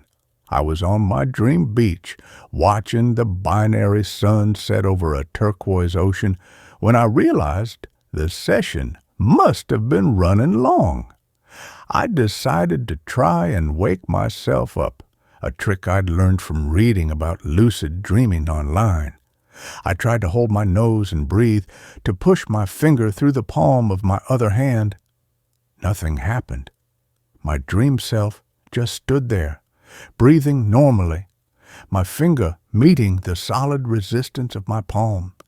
A sliver of cold panic pierced the warm tranquility of my dream. I was stuck. "Dr. Finch?"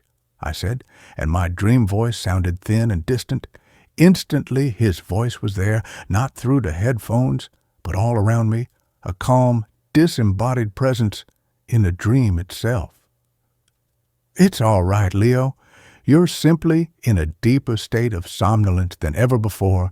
This is a breakthrough. Do not fight it. Just observe. I will guide you back when it's time." His reassurance worked. The panic subsided. I trusted him. He was the expert. When he finally did count me down and I opened my eyes in his dimly lit office, I felt exhausted, as if I'd run a marathon. "A tremendous success," he said, his eyes gleaming behind his glasses. "You've achieved complete immersion. Your conscious and subconscious minds are finally speaking the same language." But a seed of doubt had been planted. The experience hadn't felt like a breakthrough. It had felt like a loss of control. I tried to reduce the frequency of my sessions, telling him I felt so much better that I probably didn't need them as often. He smiled a gentle, paternal smile. "As you wish, Leo. But the narrative is still fragile. It's best to reinforce it regularly." He was right.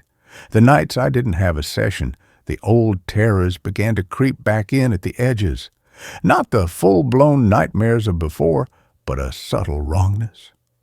A book in my library would be open to a page of nonsense text. A shadow on the beach would seem to move on its own. It was as if my subconscious, left to its own devices, was still trying to tell a horror story. I felt a desperate, clawing need for the therapy, for the safety of Finch's guided dreams. It was no longer a cure. it was an addiction. The true fear began when the dream world started to bleed into the waking one. I'd be at my desk at work and catch the scent of old books and leather when there was none. I'd look out my office window, and for a split second, I'd see a turquoise ocean instead of the gray cityscape. These moments were disorienting, and they were happening more and more often. I felt like I was living with one foot in each world, and the ground beneath me was becoming increasingly unstable. The mundane reality was fraying like old worn cloth, and the vibrant threads of the dream were pushing through. One afternoon, I was staring at a coffee stain on my desk, a perfectly ordinary brown, dried-up splodge, and I watched, my heart sinking in my chest as it shimmered. For a terrifying fraction of a second, the stain resolved itself not as coffee, but as the intricate, almost phosphorescent pattern of sand dollars at the tide line of my dream beach. I blinked, rubbed my eyes hard, and it was a coffee stain again, but the terror lingered, cold and absolute. I was losing my grip. I was beginning to forget which world was the default. The only thing that felt completely, reliably real was the velvety comfort of that armchair in the library, and that terrified me most of all. I was becoming conditioned to prefer the cage. Driven by this new anxiety, a sharp, cold wedge of panic in my gut, I did what I should have done from the beginning. I started researching Dr. Alastair Finch. Not the glowing testimonials on his professional website, the ones that read like advertisements for a spiritual awakening, but a deep dive into news archives, medical registries, and public records. I felt like a detective in a cheap, desperate thriller, hunched over my laptop at 3 a.m, the harsh blue light the only thing keeping the shadows of sleep at bay. What I found made my blood run cold and coagulate in my veins. My fingers, slick with sweat, trembled over the trackpad. Dr. Finch had previously run a wellness retreat in upstate New York that had been shut down after an investigation into the mysterious death of a client, a woman named Eleanor Vance. The official cause was listed as a cerebral aneurysm, a neat, medically unquestionable end, but an article in a small defunct local paper was still archived online.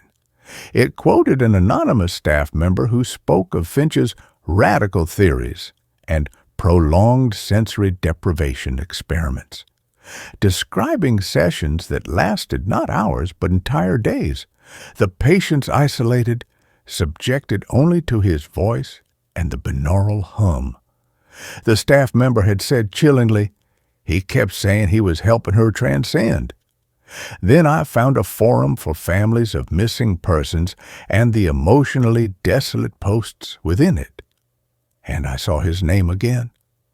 2 other families, separated by years and geography, mentioned that their loved ones, both of whom had suffered from severe treatment-resistant sleep disorders, had been patients of Dr. Finch shortly before they simply stopped. They hadn't died. They had fallen into unexplained persistent comas. The medical term was PVS, persistent vegetative state. The authorities had found no evidence of malpractice, no drugs, no blunt trauma. The patients were physically healthy, their hearts beating, their lungs breathing, but their minds, they were simply gone, locked behind a pair of vacant, unblinking eyes. They were, according to the families, resting peacefully, eternally. The final piece of the puzzle, the key that turned the lock and let the horror flood in, clicked into place when I found a digitized copy of a paper he had written for a small, obscure psychology journal 20 years earlier, buried deep in an academic database. It was titled The Somnolent Prison, Deconstructing the Fallacy of Waking Consciousness. I read the abstract, my own breath hitching in my throat, my eyes burning. In it, he argued with cold, meticulous academic precision that the waking world was a chaotic, painful, and ultimately meaningless prison for the human mind. He theorized that the sensory overload, the pain, the relentless demands of the body were merely distractions from what he believed was the only true form of existence, the subconscious, the dream state. True consciousness, he claimed, was a purer, more powerful form of life, one that could only be accessed through complete and permanent immersion. His hypothesis was that the body was merely a temporary, flawed vessel. The paper ended with a single, chilling, triumphant sentence that felt like a sentence delivered to me. The therapist's ultimate duty is not to tether the consciousness to the crude vessel of the body, but to facilitate its final, beautiful liberation into the boundless architecture of the mind. He wasn't curing his patients. He was collecting them. He was a zookeeper of souls, carefully curating a private eternal audience for himself, and his dream weaving wasn't a therapy. It was the net. The lucid anchor wasn't a safe place for me. It was the chain that held me to my cell. I knew, with a certainty that settled in my bones like ice, that I couldn't just stop going. The dependence was too deep, the withdrawal already too terrifying. The idea of facing a night without the faint hope of the sanctum, without his guiding voice, felt like plunging into a black, endless ocean without a life raft. The terrors would return, not just the fragmented nightmares, but the raw, unguided horror of a subconscious mind fighting a battle I no longer had the strength to win. No, I had to go back one more time, one last time, not as a patient, but as a spy, an escape artist, to confront him and break the final invisible hold he had on me. I booked my next session, my heart pounding with a cold, hard dread that was worse than any of my old insomnia-fueled anxieties. This was not dread of the dark. This was dread of the light of my own mind being extinguished. The moment I sat in that leather chair, the familiar plush comfort of it now feeling like a velvet-lined trap, and he placed the headphones over my ears, I knew I had made a terrible, fatal mistake. His movements were too precise. The soft, lavender scent and the air was too cloying. He didn't ask about my week. He didn't use the gentle warm-up script. He just looked at me, a strange, proprietary gleam in his kind eyes. The familiar hum was different this time, more insistent, deeper, a powerful subsonic throb that didn't just vibrate in my skull but seemed to be pulling at the very electrical impulses of my brain. His voice began, but before he had even finished his first sentence, "Now, Leo, let us descend into the quiet depths of your beautiful world." I was pulled under. It wasn't a gentle drift, a slow sinking into warm water. It was a violent, nauseating plunge, a feeling of being ripped from one reality and slammed disoriented into another. I was in my library, but the sacred geometry of the place, the perfection I had painstakingly built, was horribly corrupted. The fire in the hearth was burning with a cold, unnatural blue flame that cast no warmth, but only stark, sterile shadows. The vast domed ceiling that I had designed to be a window to a calm, starry night sky was dark, the stars not twinkling, but fixed, dead pinpricks in a void of absolute blackness. And standing by the fireplace, holding a book with a smooth black cover that reflected no light, was Dr. Alastair Finch. Not his voice in the air, his physical form dressed in a familiar, neatly tailored tweed jacket, looking as solid, as real, and infinitely more menacing than he ever did in his office. "Hello, Leo," he said, and his voice was no longer soft and gentle. It was crisp, authoritative, and laced with a chilling disappointment, the tone of a disappointed master talking to a favorite misbehaving pet. "I had truly hoped you would embrace the transition more willingly.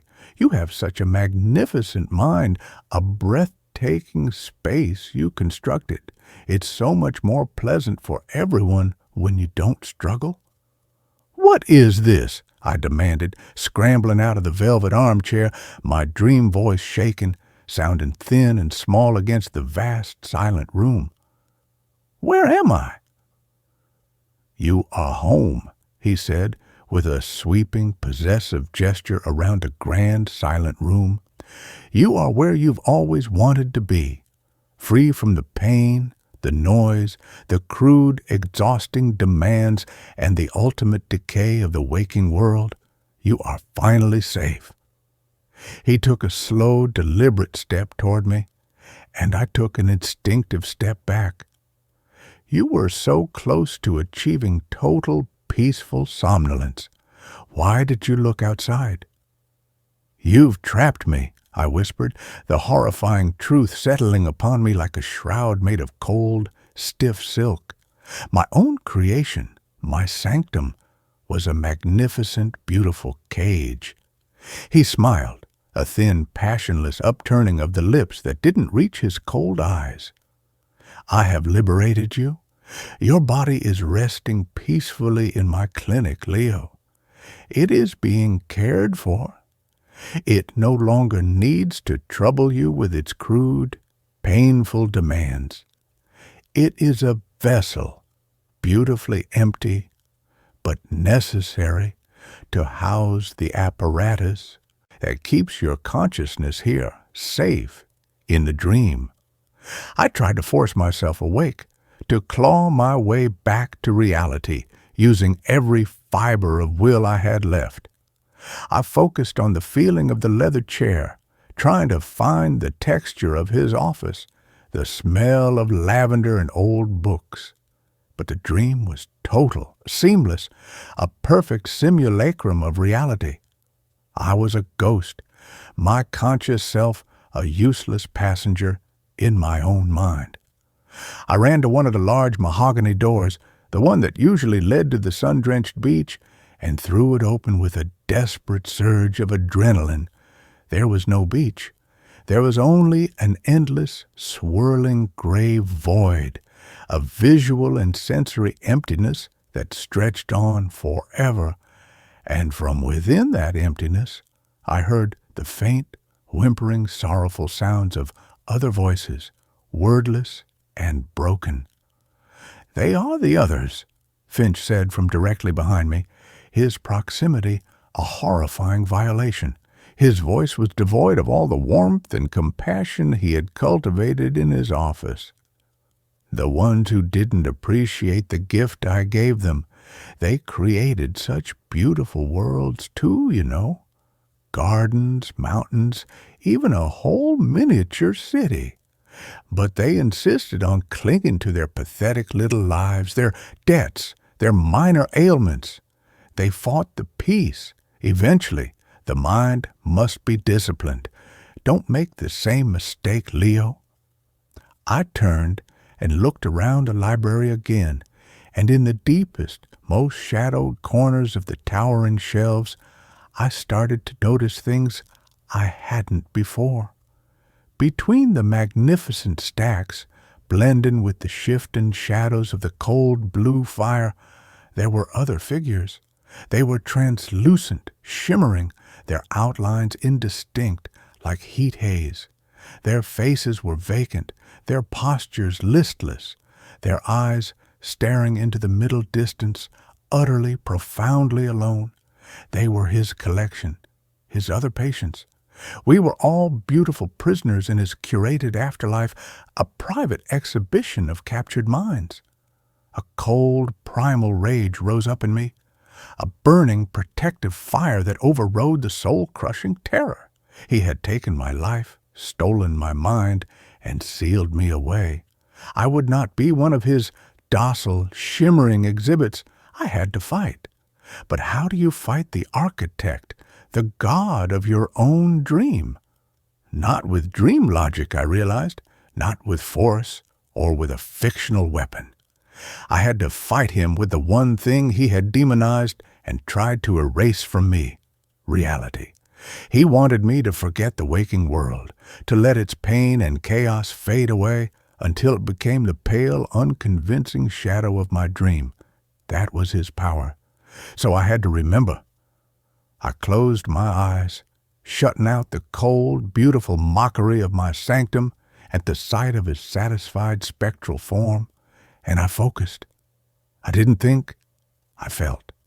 I summoned the most powerful, mundane, irritating, and real sensations I could, the raw, unpolished grit of the waking world. I summoned the sharp, bitter, metallic taste of the cheap, day-old coffee from the AE office machine that always scorched my tongue. I summoned the rough, scratchy texture of my cat sandpaper tongue on my hand, the wet, unpleasant warmth of it. I focused on the specific, off-key, tinny jingle of the ice cream truck on my street in the humid summer, a melody so annoying it was an anchor. I called up the dense, humid, ozone-charged smell of rain on hot asphalt on a city street, a smell that meant traffic and inconvenience. "What are you doing? Stop this childish attempt at self-sabotage." Finch's voice was sharp, laced with genuine alarm, an emotion he had hidden so well before. I ignored him. I focused on the sickening, tight feeling of a sudden, brutal migraine behind my eyes. I focused on the feeling of a sunburn on my shoulders, the tight, peeling agony of it, the sting of cheap, perfumed soap in my eye, the annoying, persistent, rhythmic drip, drip, drip of a leaky faucet that had kept me up for nights, the pain, the flaws, the sheer, obstinate inconvenience of reality. These were my life rafts, my unbreakable anchors. The library around me began to flicker violently. The dark mahogany shelves wavered, the books blurring like watercolors in the rain. The cold blue fire sputtered and crackled with a sound like breaking glass. I could feel a pulling sensation, a violent, sickening lurching that was a faint, tenuous connection to something distant and solid. My body, my real, breathing, messy body. "Stop it! Now, Leo!" Finch screamed, and his calm, paternal facade completely shattered.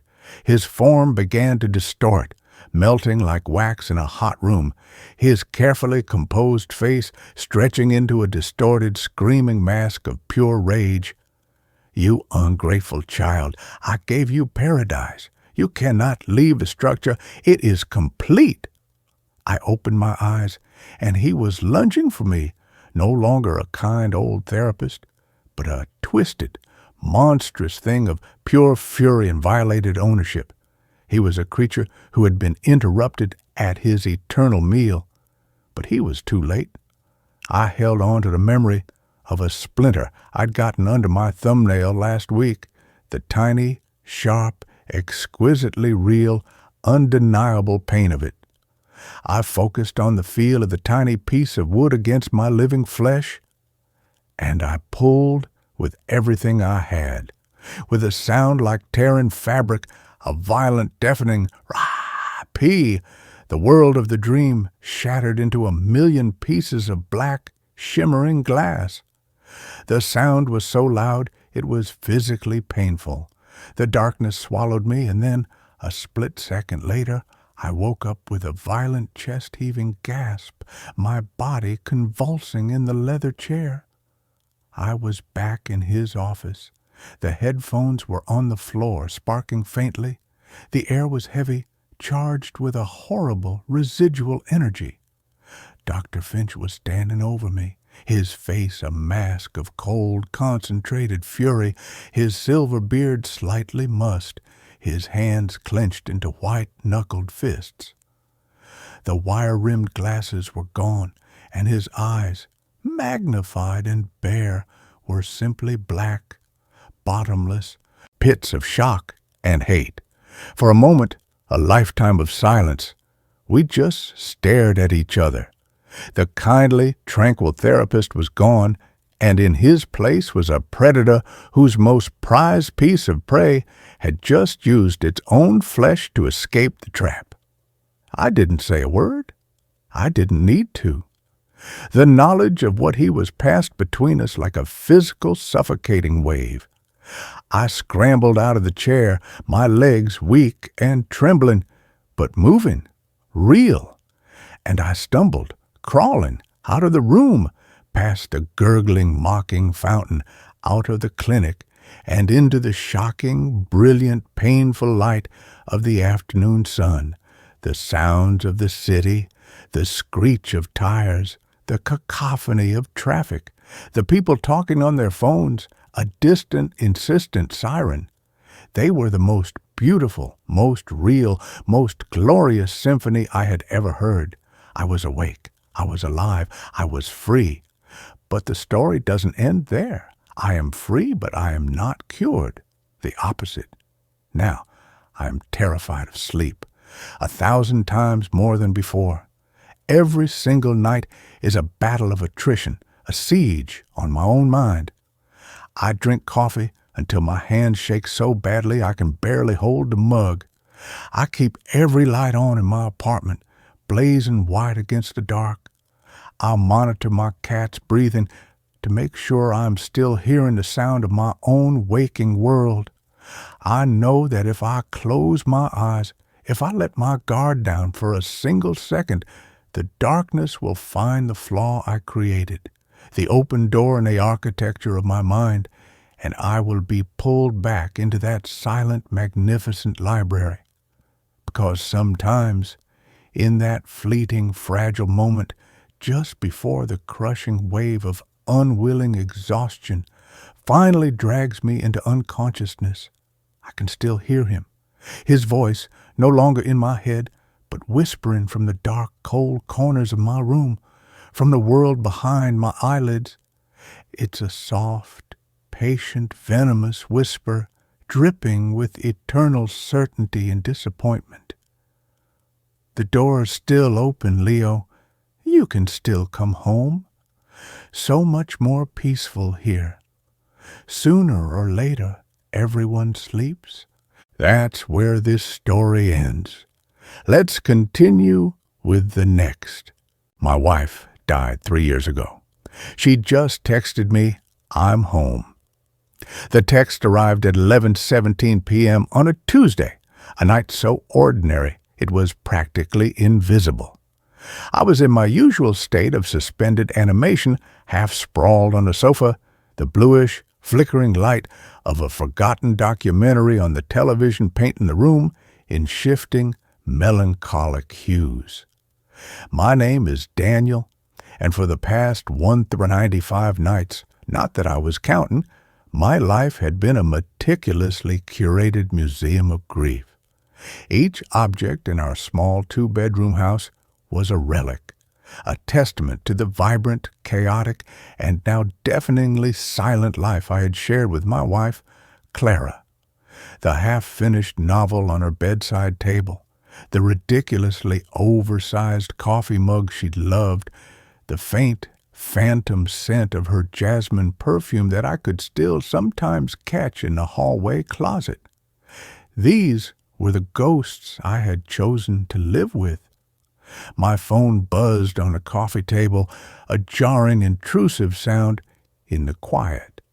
I glanced at the screen, expecting a late-night work email or a spam message about an extended car warranty, but the name that glowed in the darkness was a ghost of a different kind. It was a name I hadn't seen on my screen in 3 years. Clara. My heart, a sluggish, hibernating thing, gave a sudden, hard, painful jolt like an engine seizing and then violently restarting. It was an old contact, a digital ghost I hadn't had the strength to delete. It was a pocket dial from her mother, perhaps, who still had her old phone. A cruel, random glitch in the matrix. I was about to dismiss it, to toss the phone back onto the table, when I saw the message preview. 2 words. 2 simple, impossible, and utterly soul-shattering words. I'm home. I stared at the screen, the world narrowing to the small, glowing rectangle in my hand. The air in the room grew thin and sharp. The sound from the television faded into a dull, meaningless roar. I read the words again and again. They did not change. They did not disappear. My first thought was a desperate, grasping lunge for a rational explanation, a sick prank. Someone had gotten a hold of her old number. It was a new feature of the phone company, reassigning dormant numbers. Some stranger, a teenager with a cruel sense of humor, was messing with me. It was a vile, disgusting thing to do, but it was logical. It was explainable. With a trembling thumb, I opened the message thread. The last message I had sent to her 3 years ago was still there, a heartbreaking digital monument to a conversation that would never be finished. Leaving the hospital now? Pick up some milk on your way home? Love you. She had never made it home. A drunk driver had run a red light a block from our house. Above that old sad message was the new one. I'm home. My fingers, clumsy and slick with a sudden cold sweat, typed out a reply. Who is this? I hit send. The message was delivered, and then the 3 little dots, the pulsing, electronic heartbeat of a reply in progress, appeared on the screen. The prankster was quick. The reply came a moment later. It was a single, devastating word. Clara. I was expecting a laugh, an admission, an insult. Not this calm, simple, impossible assertion. My second thought, the one that slithered in after the rational explanation had been shot down, was that I was losing my mind, that the grief, the loneliness, the sheer crushing weight of the last 3 years had finally fractured my sanity. I was hallucinating. This wasn't real. I was having a psychotic break, and my brain, in a final act of desperate, self-destructive longing, had manifested this cruelest of all possible mirages. I stood up, my legs unsteady. I walked into the kitchen and splashed cold water on my face, the shock of it a welcome, grounding sensation. I looked at my reflection in the dark kitchen window. A pale, haggard, and decidedly sane-looking man stared back. I was not crazy. The phone buzzed again. Another message from Clara. I walked back to it. A man walking towards an execution he had inexplicably scheduled for himself. This message was longer. The key isn't working. The lock must be rusted. Can you let me in, Sleepyhead? Sleepyhead. It was her pet name for me, a gentle, teasing jab at my love of sleeping in on weekends. It was a detail, a small, intimate, and perfect detail that a random prankster could not possibly know. A wave of fear so profound it was almost nauseating washed over me. I looked at the front door. The deadbolt, which I had locked hours ago, was still firmly in place. I crept to the peephole, my heart a frantic trapped bird against my ribs. I put my eye to the cold brass ring and looked out. The porch was empty. The street beyond was silent and still, bathed in the fuzzy orange glow of the streetlights. There was no one there. My mind was a screaming chaos of impossible possibilities. Was this a ghost? A spirit? Somehow manipulating the digital world? Was this a test? A cruel, elaborate game being played by a god I no longer believed in? I typed another reply, my fingers fumbling on the small glass keys. This isn't funny. Stop it. The 3 dots appeared immediately. The reply was instantaneous. Why are you being so weird, Danny? It's cold out here. Just open the door. Danny, not Daniel. Only she had ever called me that. Another detail. Another perfect, tiny, and impossibly real nail in the coffin of my sanity. And then I heard it. A sound from outside. A soft, hesitant 3-beat knock on the front door. Knock, knock, knock. I stumbled back from the door, a choked, guttural cry of pure terror escaping my lips. This was not a digital ghost. This was not a prank. This was real. There was someone or something on my porch, and it knew the things that only my dead wife could know. I didn't answer the door. I ran upstairs, my breath coming in ragged, painful sobs. I locked myself in the bedroom, the room that was still so full of her, and I wedged a chair under the doorknob. I huddled on the bed, my phone clutched in my hand, a useless, terrifying tether to the nightmare that was unfolding. The messages continued. Is everything okay? You're scaring me. Danny, please, I just want to come home. I had a bad dream. I need you. Each message was a new, expertly targeted emotional missile, designed to bypass my fear and hit the raw, exposed nerve of my grief, my love, my protective instinct. It was a masterful, cruel, and deeply personal psychological assault. And then a new message appeared, one that finally, irrevocably, shattered my last, desperate hope that this was some kind of elaborate terrestrial hoax. It was a picture, a photograph, taken just seconds ago. It was a selfie. It was a picture of Clara. But it was not the Clara I remembered. It was not the vibrant, laughing, sun-kissed woman from my memories. This was a pale, spectral, and terrifyingly changed version of her. She was standing on our porch, her face illuminated by the stark, unforgiving light of a phone screen. Her eyes were the same, a deep, beautiful cornflower blue. But they were wrong. They were empty. They held no light, no life, just a flat, placid, and deeply unsettling calm. Her skin was pale, almost translucent, and her hair, which had always been a wild, chaotic mane of auburn curls, was lank and dark, as if wet. And her smile. She was smiling, but it was a pained, unnatural stretching of her lips, a rictus of a smile that did not reach her dead, empty eyes. Behind her, I could see the familiar, reassuring details of my own front porch, the potted fern, the welcome mat, the small hairline crack in the porch light. It was her. It was my Clara. But it was a version of her that had been somewhere else, somewhere cold and dark and quiet, for a very, very long time. I stared at the picture, a low, keening sound of pure animal despair escaping my lips. The grief I had so carefully managed for 3 years, the grief I had compartmentalized, the grief I had learned to live with, came roaring back, a tidal wave of raw, unprocessed agony. It was not a prank. It was not a dream. It was my wife.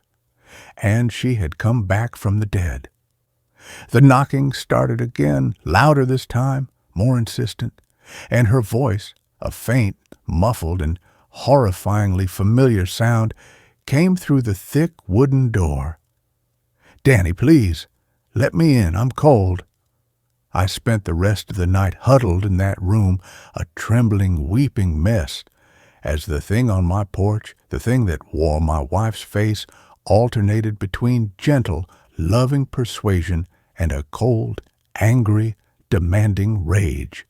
The messages became more erratic, more desperate. "I don't understand what's wrong. This is our home.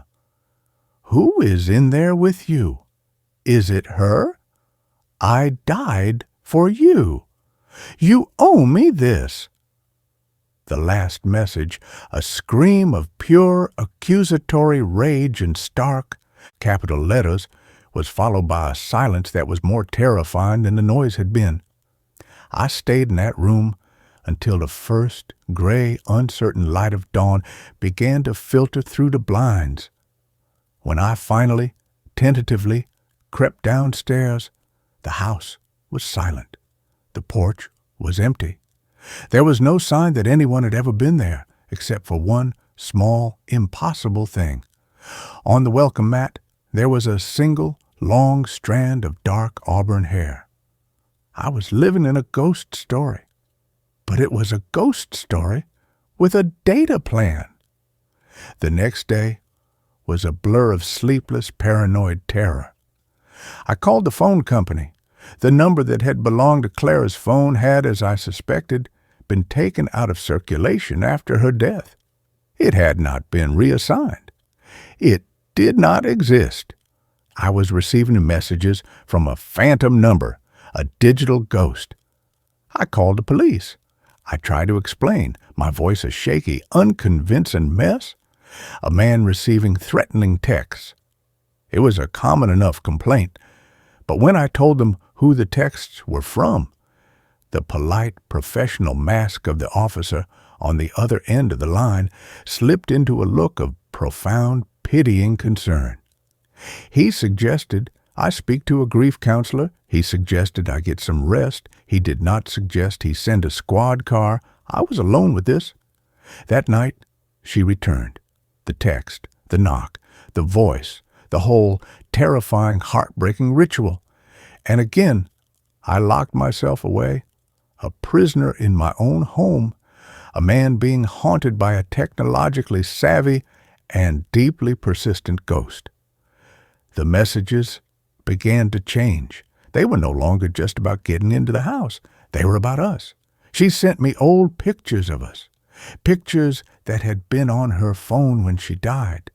A picture of us on our honeymoon in Italy, grinning like idiots, a smear of gelato on my nose, a picture of us on this very sofa, asleep, her head on my chest.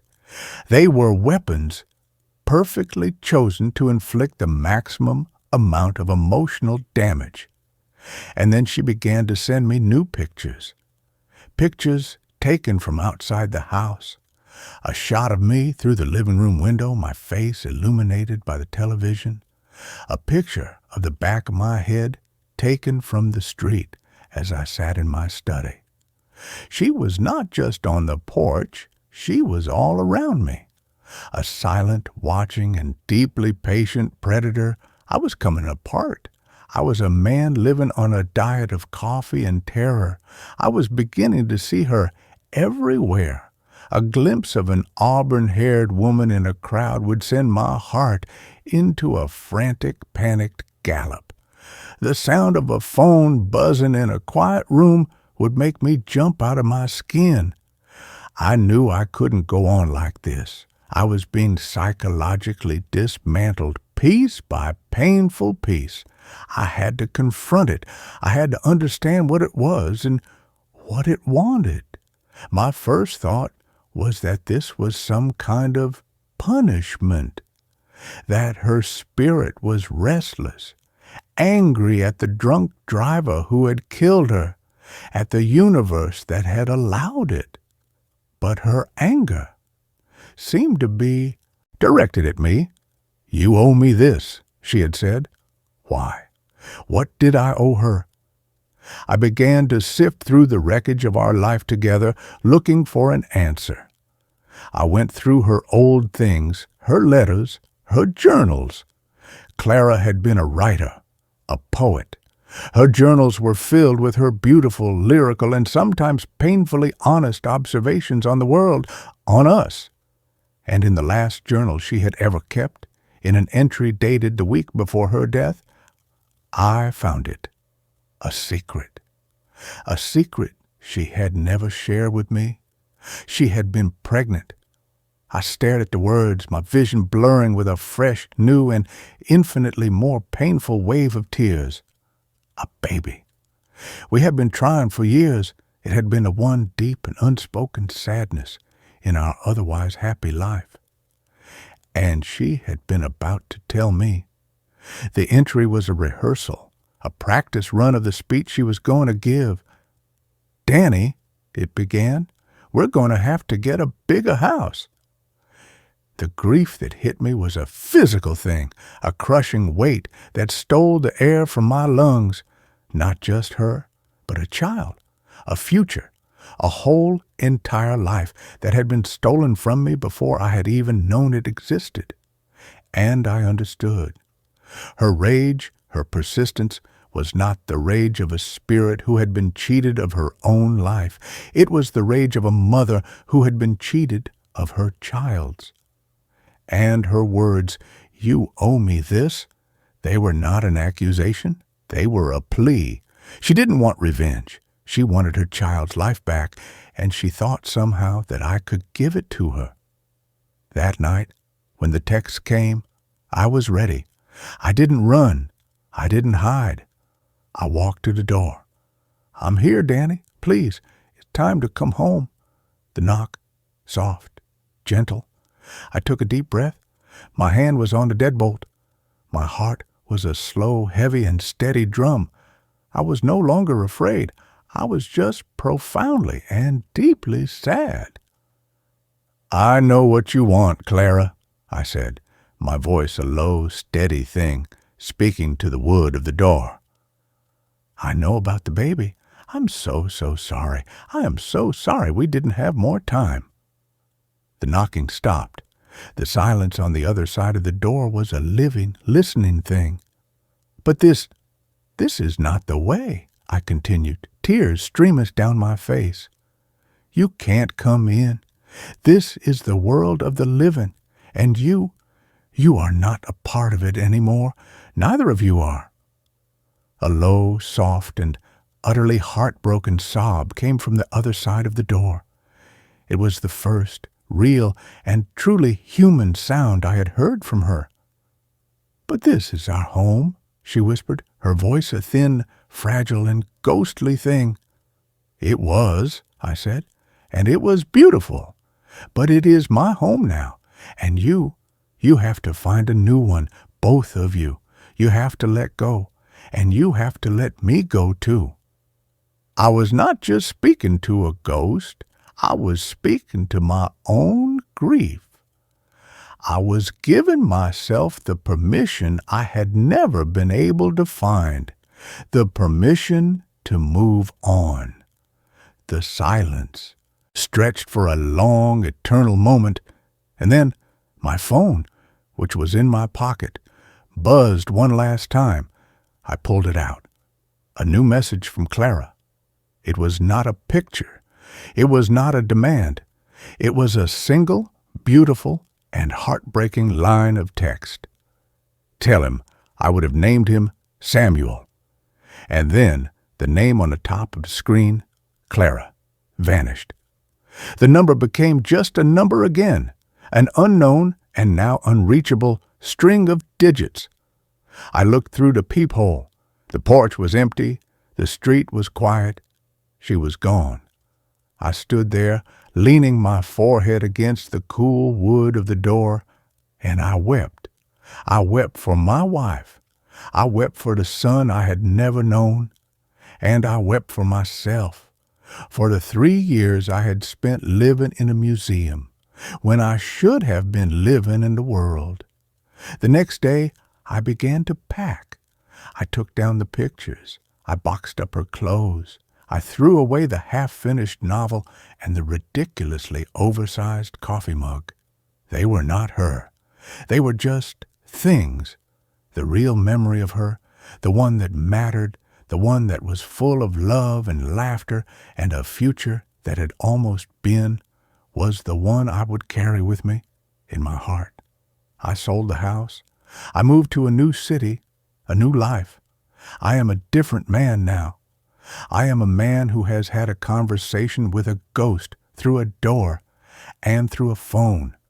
I am a man who has learned that the dead do not want to be haunted. They just want to be remembered, and then they want to be let go.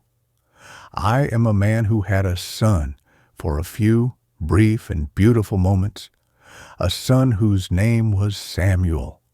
And it is a good name. It is a strong name. It is the name of a man who has survived. It is my name.